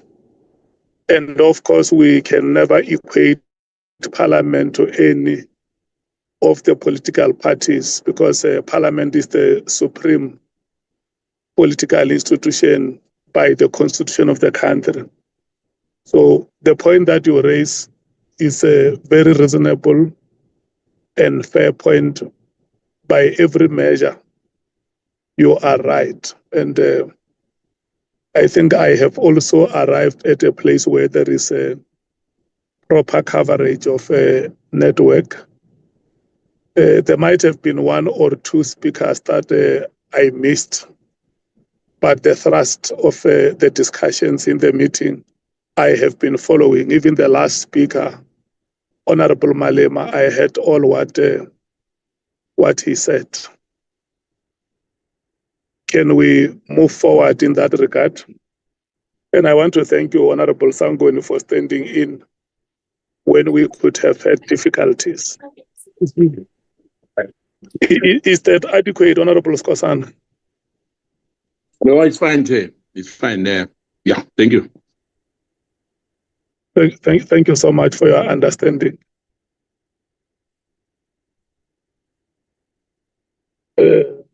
Your hand is still up. Okay, thank you so much. Can I check, Honorable Mattheys, did you have any point that you wanted to make, or had you already spoken before, Honorable Malema? No, I haven't, Chair. Just quickly, on the public participation, we are in support of the list that has been submitted. I do think we'll have to relook at the number or the amount of time that we are saying that we'll allocate per witness. It might not be doable. And perhaps we should also look at, maybe we must schedule a weekend. And if we do that in advance, I'm sure that each of us will be able to arrange our schedule at least to take these witnesses, so we don't fall far behind, and we also we do justice to the presentations or the submissions that we've received via public participation. I'm also going to recommend, or we're also going to recommend, Chair, that maybe we must allocate a team to deal specifically with the public participation and preparing the witness statements. In all these witnesses that we have invited with affidavits, sworn affidavits, and I don't think this should be any different. So those that have submitted bullet points or haven't given us evidence in the initial submissions, they should be followed up, and that information must be requested from them. It can't be that witnesses that we've invited and that actually have capacity, we've been assisting them with our legal team, and then the others who we are saying they've only submitted bullet points or they haven't submitted evidence, etc., that we must exclude them. So that should not be the basis. Obviously, after the legal team and a dedicated legal team, and perhaps we should look at our legal team in Parliament who can work on that, or the researchers, and if they still don't provide sufficient evidence, then we consider it. But no submission must be disregarded because they've submitted bullet points. That's not fair, and we are not assisting the public. We are here to be able to help them to be able to do their submissions. So we support the list in that regard. We also support the fact that the other matters that we are not going to, that were submitted via public participation and that we are unable to bring towards or bring before the committee, that they are submitted to the relevant portfolio committees, and that we also make sure that we have proper reporting mechanisms, so we make sure that this also doesn't fall by the wayside. We can't be seen as a committee that started a process and then again matters just fall away and we don't follow up. In terms of what the legal team has presented in terms of witnesses, we support the witness list. I do think we need to be a little bit more mindful of the dates. So I think the technical team chair and the legal team should sit. We must be cognitive, number one, that as we are hearing or we're going to be having hearings, there might be people that we need to bring in. So even if we finalize a list now, we might have to add people, and it might be a necessary, the evidence that they present to us might necessitate for us to do that. So we must be cognitive of us doing that. Doing that. So let's also have our diaries that we have now, our draft program rather, be set up, that maybe we have like at least a week, and if there are any witnesses that we desperately need to bring to the committee based on the hearings or the people that are going to come before us between now and when we conclude that we are able to schedule that. Remember, we can have public and then also these other witnesses. So let's just be cognitive of that so we don't have to go back and forth. And then we've dealt with the issue of the public representatives, which is Honorable Carl Barnard and Honorable Adams, that we also need to make sure that we put in on the schedule. That's all from us. Thank you, Chair. Thank you so much, Honorable Matthys. Just to get you clear on the public submissions, you suggest that we can allocate a weekend to deal with them. Is that your suggestion? Yes, yeah, that's our recommendation. But let it be done in advance, I think, so we can all schedule our times. And that's given if we are not able to fit everything in as well. But we're happy with the 15 people that has been recommended by Ms. Nicolette. I think she's done a sterling job, so we can move with that. Including the civil society body? Yes. Okay. Thanks. Thank you. Thank you so much. Bangazita. Thank you, Honorable Chairperson. I think we have largely been covered by the Honorable Sangoni's interventions. Just for the sake of emphasis on the issue of online submission of witnesses, I think we are vehemently opposed to that. I mean, they need to actually come physically before this committee. On the issue of the public submissions, I think we agree with the proposal that has already been made. If honorable members can remember, the Honorable Peggy Cele actually made a very strong plea in relation to the issue of bail, the granting of bail and its negative impact on the overall fight against crime. I'm not too sure whether this matter actually would reside with the committee, or we want to allocate it to other committees. But he was actually very concerned about the disproportionate granting of bail, to a point where he actually even made an example of one hardcore criminal who had actually been given 6 bails in a row, and the impact of that on crime prevention. I don't know whether that issue can actually be looked into by us, or we would allocate it to a relevant body. Thank you, Honorable Chair.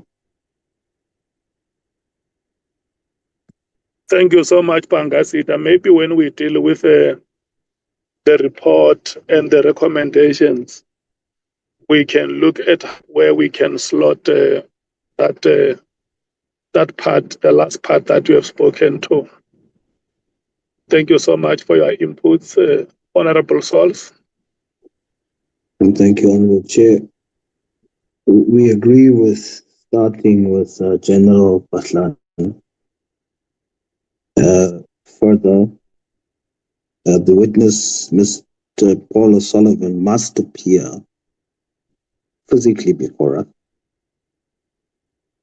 And then on public submissions, we have no problem with hearing the oral submission of Ms. Mashale. And then, Chair, over the festive period, we've received a submission from a member of the public that reached out to us. Her husband was murdered a few years ago, including 4 other people allegedly to silence them. She is currently in hiding. Another key witness to this was put under witness protection, who is a film producer. And to date, nothing has happened with the case. So they are alleging that there is foul play from SEPS and obviously interference, and they've got substantial proof of this. I just thought it important to mention it here and perhaps request for me to have that information that is sent to us to then send it to our legal counsel for consideration under public submissions as well. Thank you, Chair.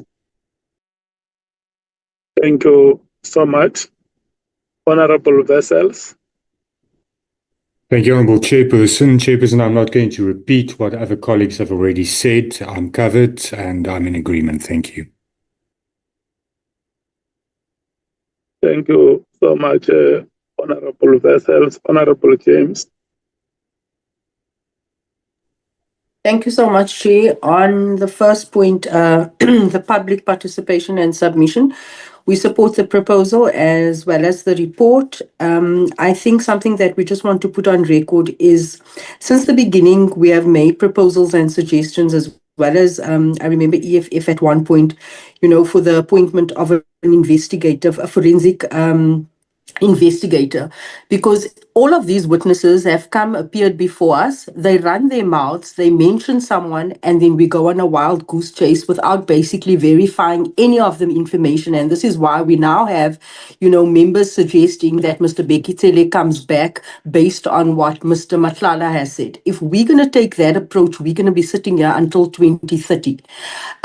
We haven't verified sort of any of the information that any of these witnesses has put before us. We have the statements, we have the affidavits, but that is all we have. So I think at some point we need to also ask ourselves, with everyone coming forward, what is the weight and what is actually tied to the accusations, the allegations of General Mkhwanazi, and at which point do we say, you know what, let us now take decisions and let us make our submissions, because that is ultimately what South Africans are waiting for. I think that is the first concern. And in line with that, we would then like to also support the EFF's request for additional resources, even though we almost like at the final push, if I can call it that.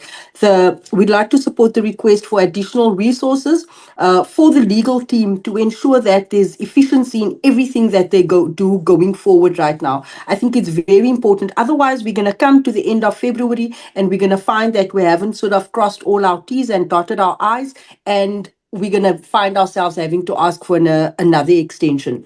So I think in terms of resources, we have pleaded with the committee and with Parliament since the onset to please ensure that we capacitate the Ad Hoc Committee properly in order to sort of fulfill our mandate.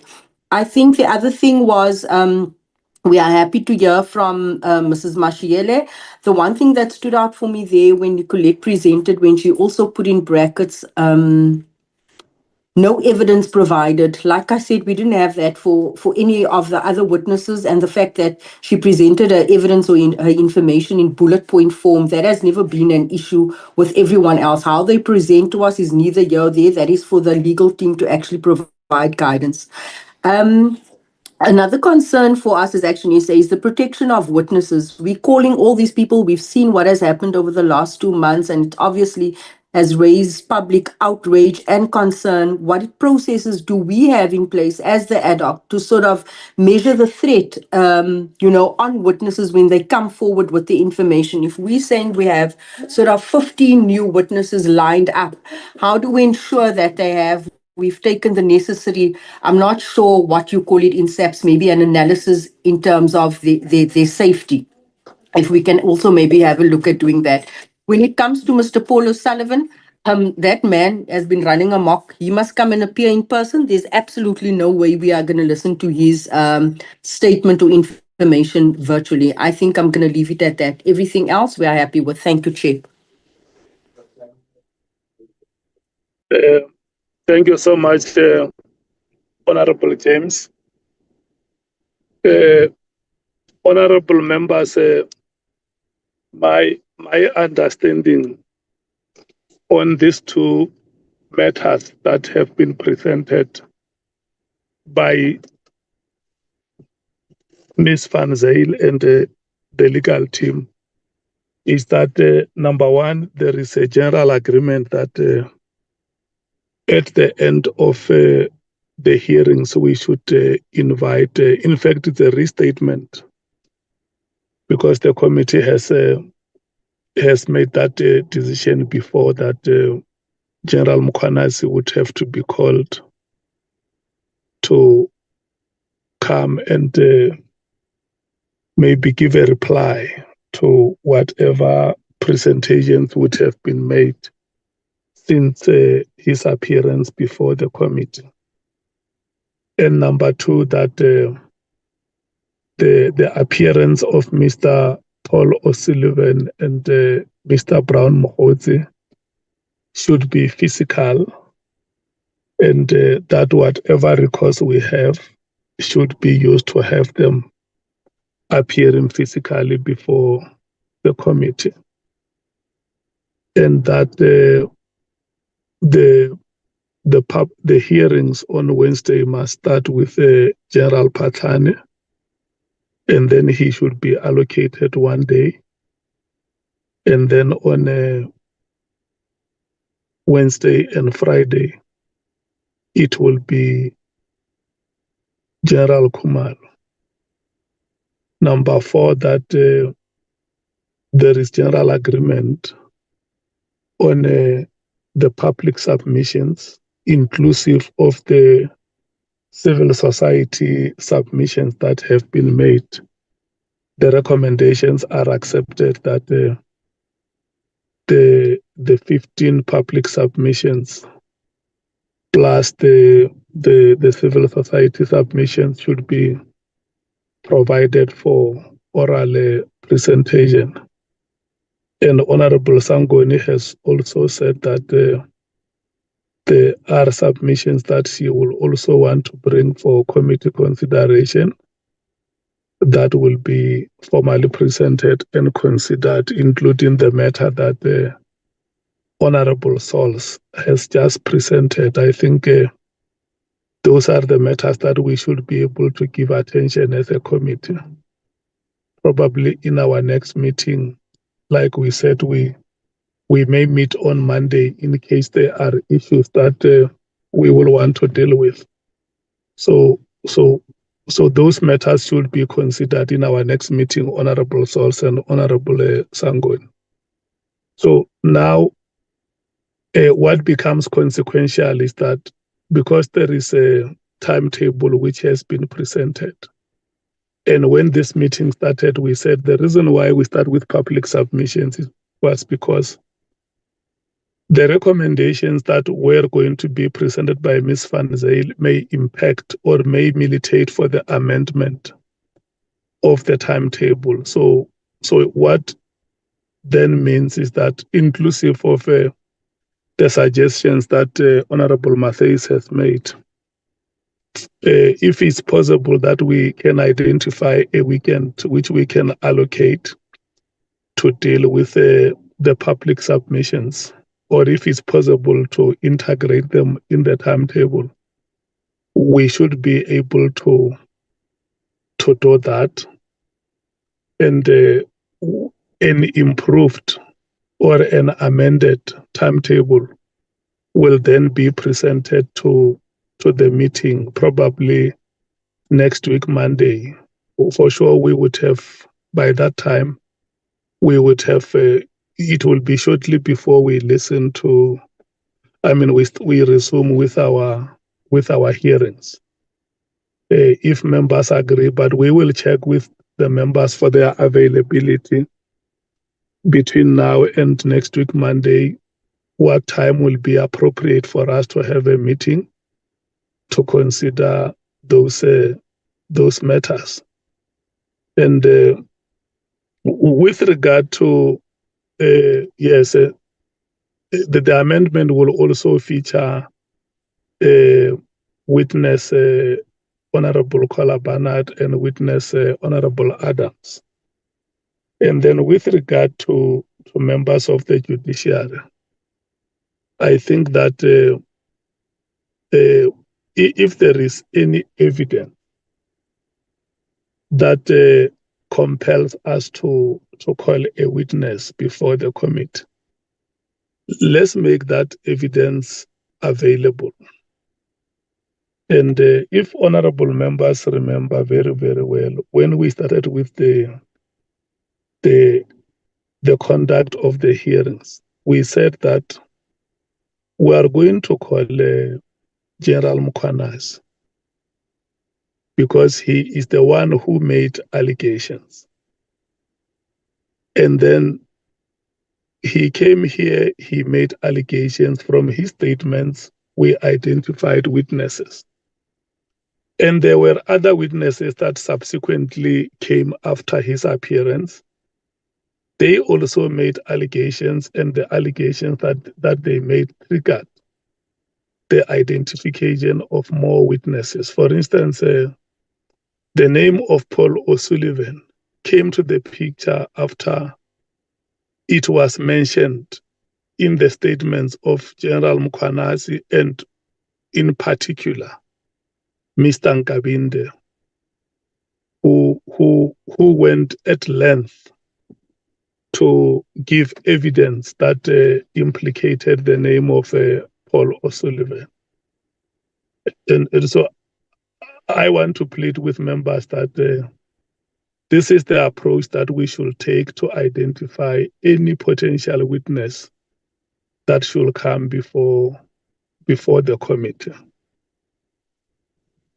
And then one other matter which has been successfully canvassed in this meeting is that the members of this committee agree that even when we accept the recommendations on public submissions, focus must not only be on those 15 plus 5 or 6 civil society submissions.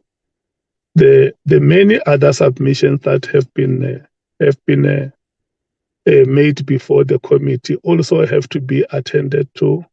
So there should be an approach on how those matters are attended to. If they are referred to respective oversight bodies or committees of parliament, they would be referred. If some of them have to be referred to respective institutions for written responses, they should be referred. And it will also be very important that those matters are conclusively dealt with, and the people who would have made those submissions, they must know how their matters have been attended, and we will determine a way in which they get a feedback on those matters. So from here, honorable members, we we will then give the technical team time to go and read together with the legal team to go and relook at the timetable and see how the amendments that have been made here will impact on our program. And the revised program should be made available and where possible even be circulated to the members before the envisaged meeting of Monday or any other day that we agree on to have that meeting. Can I check with you, the parties, if the summary is adequate? Because I missed some parts of the meeting. I think it will be proper for me to check with yourself that I'm properly summarizing the two items. ANC? Thank you, Chair. No, I think you've properly summarized it, Chairperson. Just one item that you may have missed while you were out was a report by Honorable Cameron that there's a motion before the Portfolio Committee on Police on gang violence, which may influence their program. But if you're going to be checking with all members on availability, I think that covers it. But in terms of the summary, I think we are fine, Chairperson. Thank you. Okay, thanks very much for that important addition. MKP? Thank you, Chair. I'm sorry, I just want to go back a bit, Chair. Am I allowed? Yes, no, you are allowed. Thank you, Chair. I just want to put this matter, once and for all. Hence, we agreed, and in some of these public statements, some of the submission by the public, it's they are complaining about judges, and indeed, Chair, there's an issue about the judges. In fact, the Honorable Malema, in many forums, after SONA, after court cases, there's the very same sentiments which I have. The very same thing which we have to probe, that judges, hence I'm saying, he said himself that some judges are receiving bribes from white business. Honorable Malema himself. Now, when I raise this issue, is that like the judiciary, he said the judiciary has collapsed in this country. Now we have a forum where we have to probe these allegations. What's wrong with that? What's wrong with that? And I can give evidence. I've got several of those speech by Honorable Malema saying judges are corrupt. Some of them are protecting the sitting president, not me himself. But now, when we are talking about the judges, it's a big issue. The judges, if there's judges which have to appear before us, we said the judiciary in this country has collapsed. Unless something has happened in the last few months. But we said no one is above the law. No one is above the law. Now, Chair, I just want to raise this issue, Chair, with you, that before we close, Honorable Nomvalo, if you remember well, Advocate Johnson and Advocate Patoi, we asked them to submit because they were not prepared. They said they were not aware. Did they submitted all the documents we have asked them to do?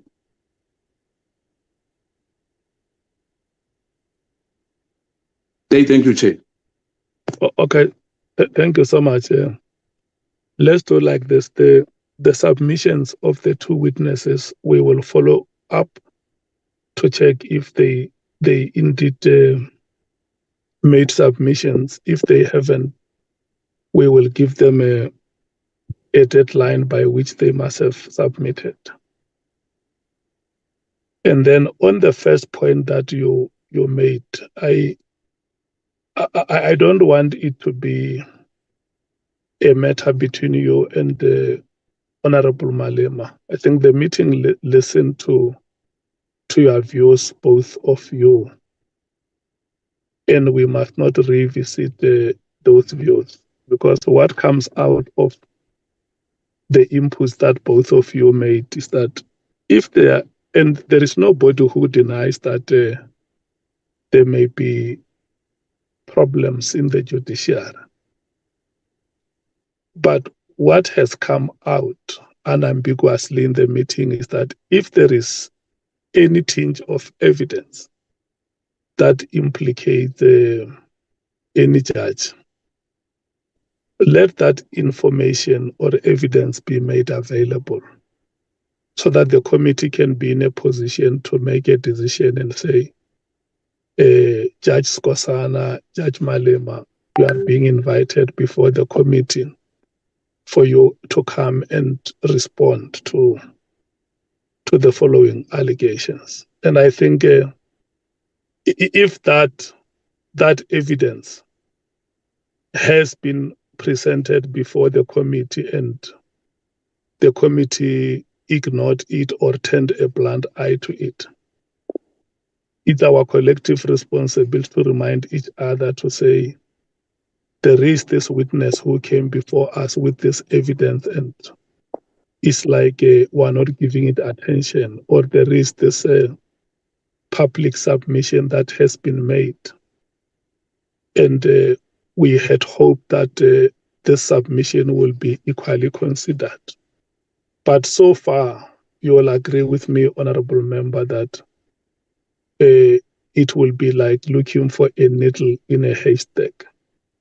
And we're not saying that that evidence will not come out tomorrow during the currency of the committee. If that evidence comes, let it be made available. Like if you listen to what Honorable Sols has said, that he has been approached and he's reporting this before the chair, committee. Honorable Nola. Standing You know what here to do. as the chair, I'm saying to him, in the next meeting when we will be gathering like this, we are going to afford I think next was an Honorable opportunity Shongwe. to present Thank that you, matter Chair. formally for the committee to be able to Chair, decide on it. I think when I'm covered, So we will still make that humble request that if there is any tinge of evidence that implicates any judge that requires the attention of that committee, let it be made available. It's part of our terms of reference. The committee will look at it, deliberate, and arrive at a decision like matters were rotated today and honorable members were able to express themselves on every matter. Yeah, I think, Chair, you sum up it very, very well on that to say, it's part of our term of reference. We are dealing with allegations here. Even if there's no evidence, we have to probe those. Every member who appeared here, there were allegations against them. Same if there's an allegation against the judge. Let's not change now the term of reference. We are dealing with allegations here. Yes, no, I agree. So that's my agree. thing. I agree 100% with you. Thank you, Chair. Let's say anything that is of a probative value. Let it come and the committee will probe. No, I agree. I agree, Chair. Hence I was saying all these things which I'm talking about. The issue of judges being accused of being corrupt is been for years. It's not something which is started now in the Ad Hoc Committee. Now we have an opportunity. Those allegations which were made against those judges, let's talk about them. If those judges, we've got names, let's name them. Hence, we put names even in the list before when we started. We mitigated to say, this one, we want this judge to come. There's names there. Okay. And the list, we submitted the list. Okay. Even some of them are not judged, some of them were not called.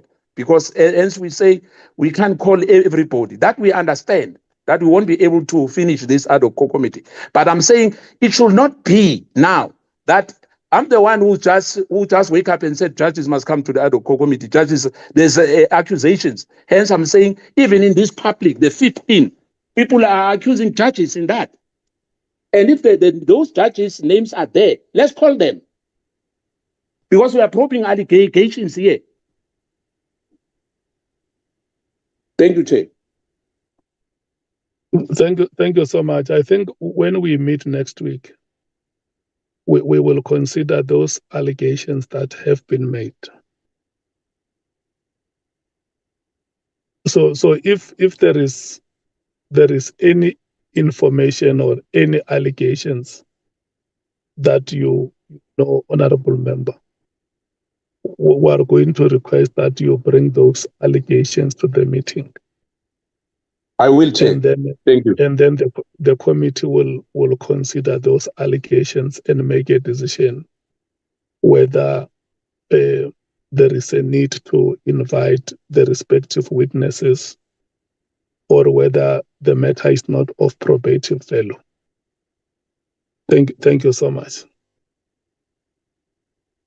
Can I check with the DA if the summary we have given is sufficient? Yes, Chair. Thank you, Chair. It's sufficient from our side. I just wanted to mention again, in case you missed it earlier, as the Honourable Sangoni mentioned regarding the gang inquiry, which was a motion that was adopted last year, end of 2025.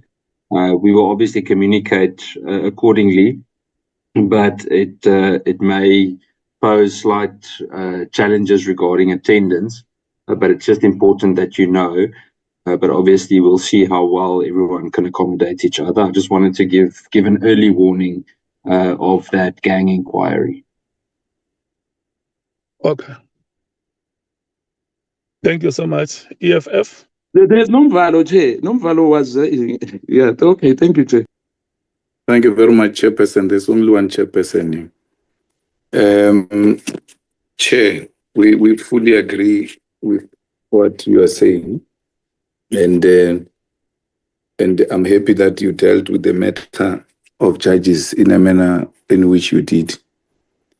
There is nothing of any value that is going to come before you against judges. Nothing. It's just a cheap talk, and talk is cheap. I mean, we've gone to hardened criminals. We've gone into prisons. By now, if anyone had anything against a judge, they would have brought it forward. It's just posturing to create an impression that we're not scared of anything when we don't have anything. There's nothing. I've said so many things about the judiciary. I still say them. And even in my input, I made a point that I have a problem with the Constitutional Court and the way it handles the parliamenta. But it is not all of the judiciary. It's the Constitutional Court, and they are not above the Constitution. They are a product of the Constitution. They are a subject of the Constitution themselves. That was my input. Nothing has changed from that. Only if you listen to the substance of what I'm saying. And I'm not very far from what the MK speaker says. But I can tell him now, and I can tell him just the two of us, he's got nothing on any judge, nothing. And therefore, you don't speak about judges like that if there's nothing substantive against them. And that's what you Chair, should from time to time emphasize that you don't just say there are allegations here and we've brought names. If you have brought names before, what stops you from bringing names now? And say to us the same way we say the honorable members of parliament were not here, are not on the list. We're putting them on the list. We're very specific about that. And I was very impressed by that point because it has escaped me. And it was going to appear like we're using this process to defend each other. So I'm happy that honorable members remember that point, and I'm now going back to it. The same thing with the judges. If names were raised before, Adam's name was raised before. And when you presented names now, Adam's names all of a sudden, Honorable Connor Barnett's names and Adam's are not here. We are being reminded These are the names we need. Put the name of a judge. Stop shouting. Put the name of a judge. Stop being a coward. Tell us which judge did a wrong thing. Honorable Malema. Chair, Tell us which judge did anything. Tell us about the judge. I'm going to respond. If the member thinks You can respond. Now, when you think you are superior than all of us, respond. No, Tell us the name of a judge. This member, you must Tell us the name of a judge. Stop being a coward. Tell us the name of a judge. The coward is himself. Who was Tell us the name of a judge. Tell us the name of a judge. Is him. I can even give you names. He's the one who gave us names. Malema today is flip-flopping. Give us the name of a judge. On the 23. You are saying give us the name of a to buy judge. their face here. You are a coward. Give us the name No, of a a coward judge. is you. We are trying to buy their face because we are going don't to buy vote faces. on the You must ask 23rd. your president is You now are looking after the one catering who because said of us. We don't buy faces. all these things. Give us the name of a judge. Don't scream. We are asking for a name. Don't scream. We are asking for a name.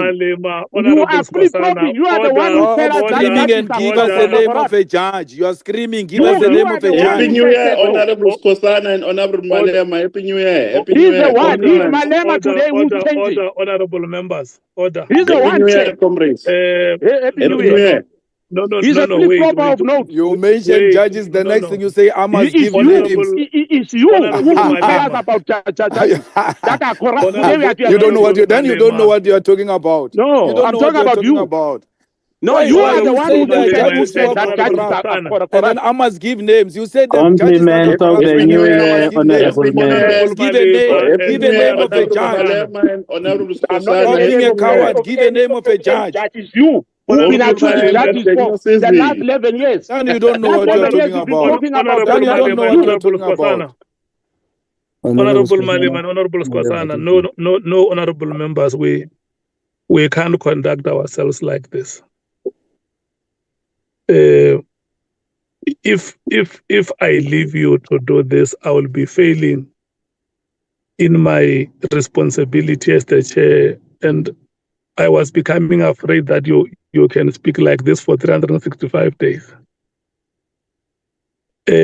Honorable Malema, I want to request you to withdraw in the manner in which you addressed the point that was made by Honorable Skosana to say that he is a coward and that he is just posturing. If you can please withdraw that statement.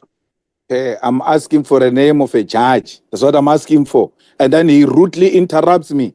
And I was not talking to him. I'm talking through you. I'm saying, give us a name of a judge. And then he gives us the name of Julius Malema. Since when am I a judge? I have called you a name before Honorable Skosana came in to speak. Because when I called you a name, I wanted to request you to withdraw that statement that says, don't be coward. This is just posturing. If you can please, Honorable Member, withdraw that part. I withdraw.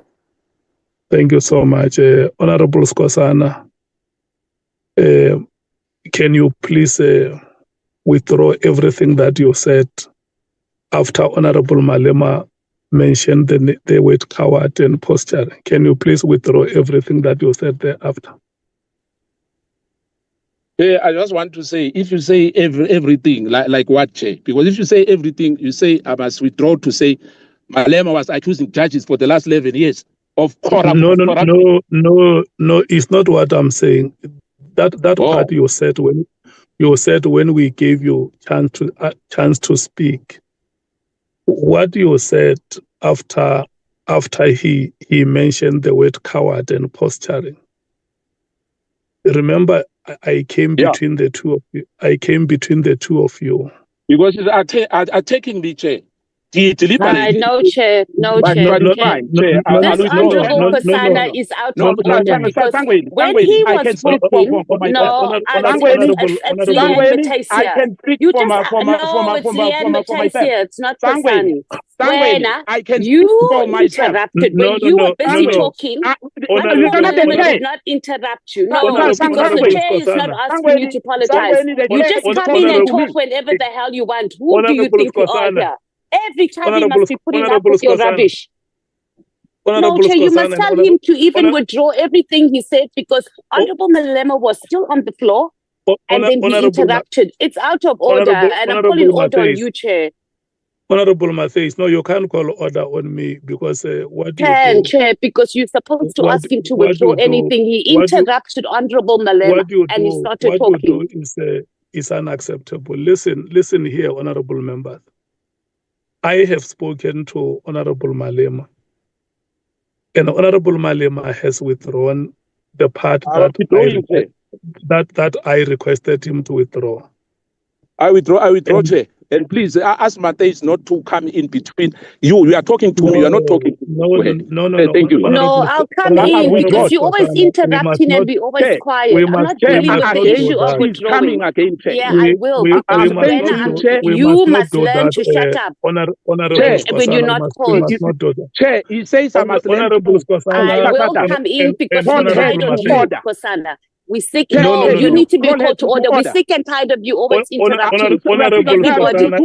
And Honorable Matthews. Of you too. Who do you think you are? I don't interrupt. I don't interrupt. Yeah, I am now. I am now interrupting because you interrupted. You spoke for a very long time. Nobody said anything. When Honorable Malema spoke, you interrupted. I'm calling point on. Yes, because I need to call you to order because nobody does. Yes, I do.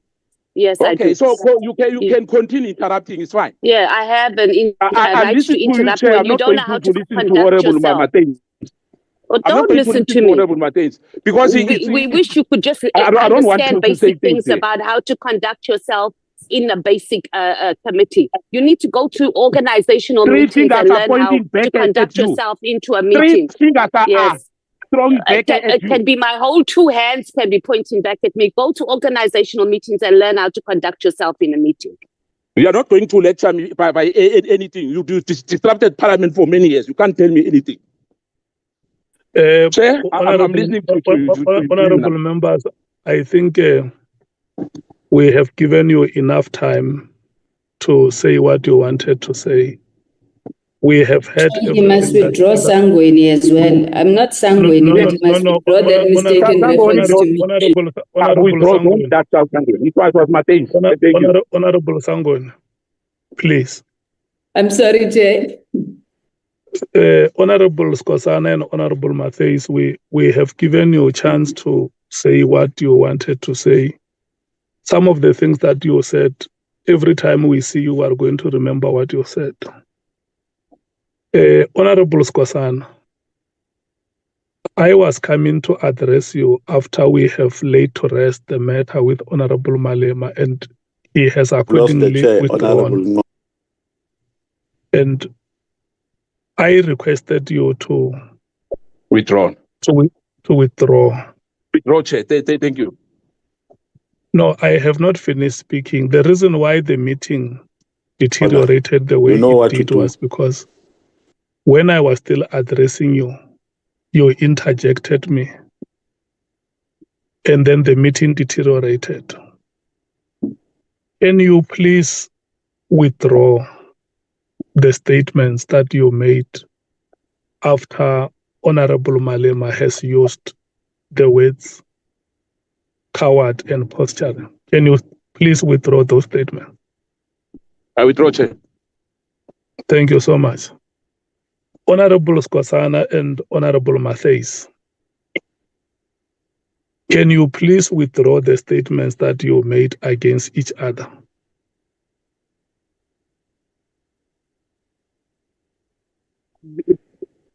Sure, Chair. I withdraw that we must go and attend organizational meetings so he can know how to conduct himself in meetings. Honorable Matthews, can you please withdraw the statement that you made against Honorable Skosana? Chair, I just did. Was I muted? Honorable Matthews, can you please withdraw the statements that you made against Honorable Skosana? Chair, can you hear me? Chair? Yes, I can hear you, Honorable Member. Oh, okay.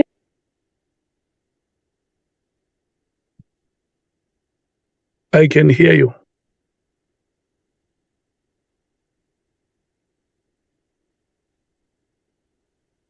Honorable Matthias. Chair, I just did. Must I say it again? Yeah, I think the simplest you can say is just to say, I withdraw. I withdraw that Honorable Kosana must attend meetings so he knows how to conduct himself in this meeting. Thank you. Honorable Skosana, can you please withdraw the statements that you made against Honorable Matthias? I withdraw that. Next time you must learn not to interfere with when you are talking to me. Thank you. Honorable Skosana, can you please withdraw the statement that you made against Honorable Matthias? I've withdrawn. Hence, he's saying that he's withdrawing because he said, okay, he still repeated that, but you did not say to him, he must withdraw. Okay. So I'm saying that I'm putting weight on it to say, she must stop interfering when you are talking to me. I withdraw. Honorable Skosana and Honorable Matthias, can you please apologize for your conduct in this meeting? I do. I apologize, Chair. Thank you. Thank you. Honorable Matthias. I apologize profusely for allowing Honorable Kosana to get under my skin. Okay. You see, Chair. You see, Chair. Now I must accept that I'm going under somebody's skin. Yeah, no, that is the unfortunate part I that know. she's saying, and when as the chair, I request a member to apologize. It's not because I want to spite a member, but it's about upholding and maintaining the decorum of Parliament and its committee proceedings.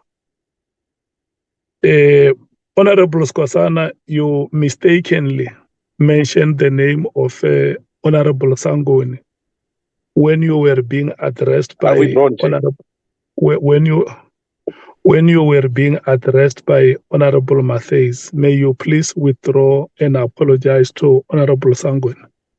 I withdraw and my 1,000 apology to Honorable Sangweni. Thank you so much. Honorable members, we have come to the end of the discussions on the two items. No, we haven't come because I still had to check with the IFP and the Patriotic Alliance and the Freedom Front Plus and the Action SA. If they agree I was still on the platform, unless you're saying you have taken away my rights. I request you to accept that what you said was sufficient without being pompous. I just request you to accept that you might have spoken adequately. Thank you so much. Pangazita.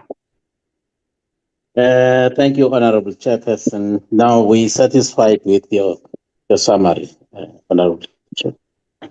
Thank you so much, Honorable Sols. Satisfied with your summary, Chair. Thank you. Thank you, Honorable Vessels.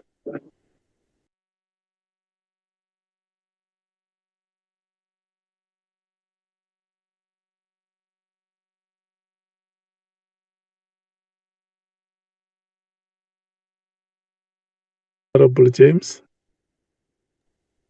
We satisfied, thanks, Chair. Thank you so much.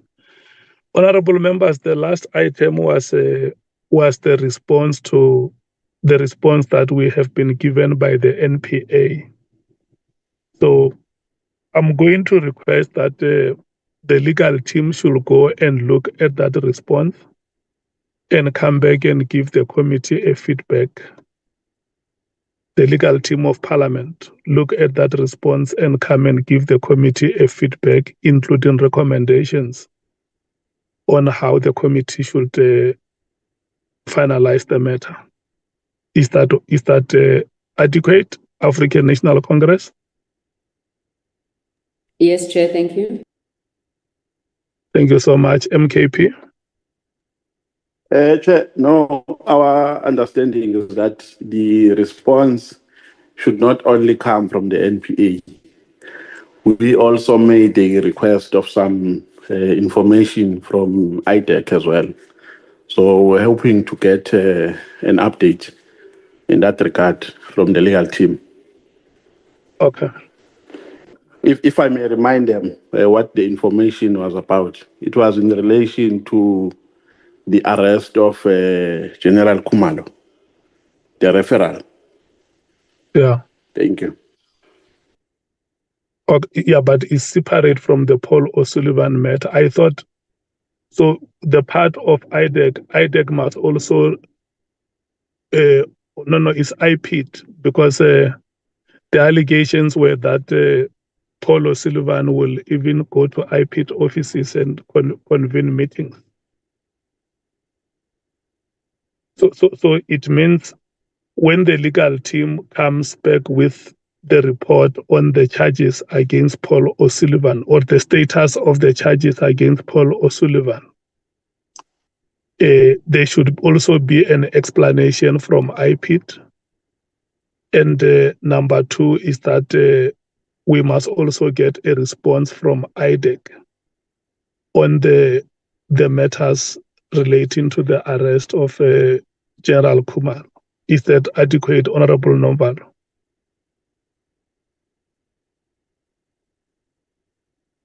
Yes, Chair. No, Chair, I don't know, but the letter with regards to Paul O'Sullivan, I think was written to us, to the Senior Council. And it also related to charges which were withdrawn, charges against Paul O'Sullivan, which were withdrawn by the MPA. I think it went to that extent. Yes, but that the is legal why team can remind us. Yeah, that's why we say they must come back with a feedback and also recommend an approach. I hear you. Is that what? Okay. Yeah, The no, I DA? hear you. Thank you. The DA?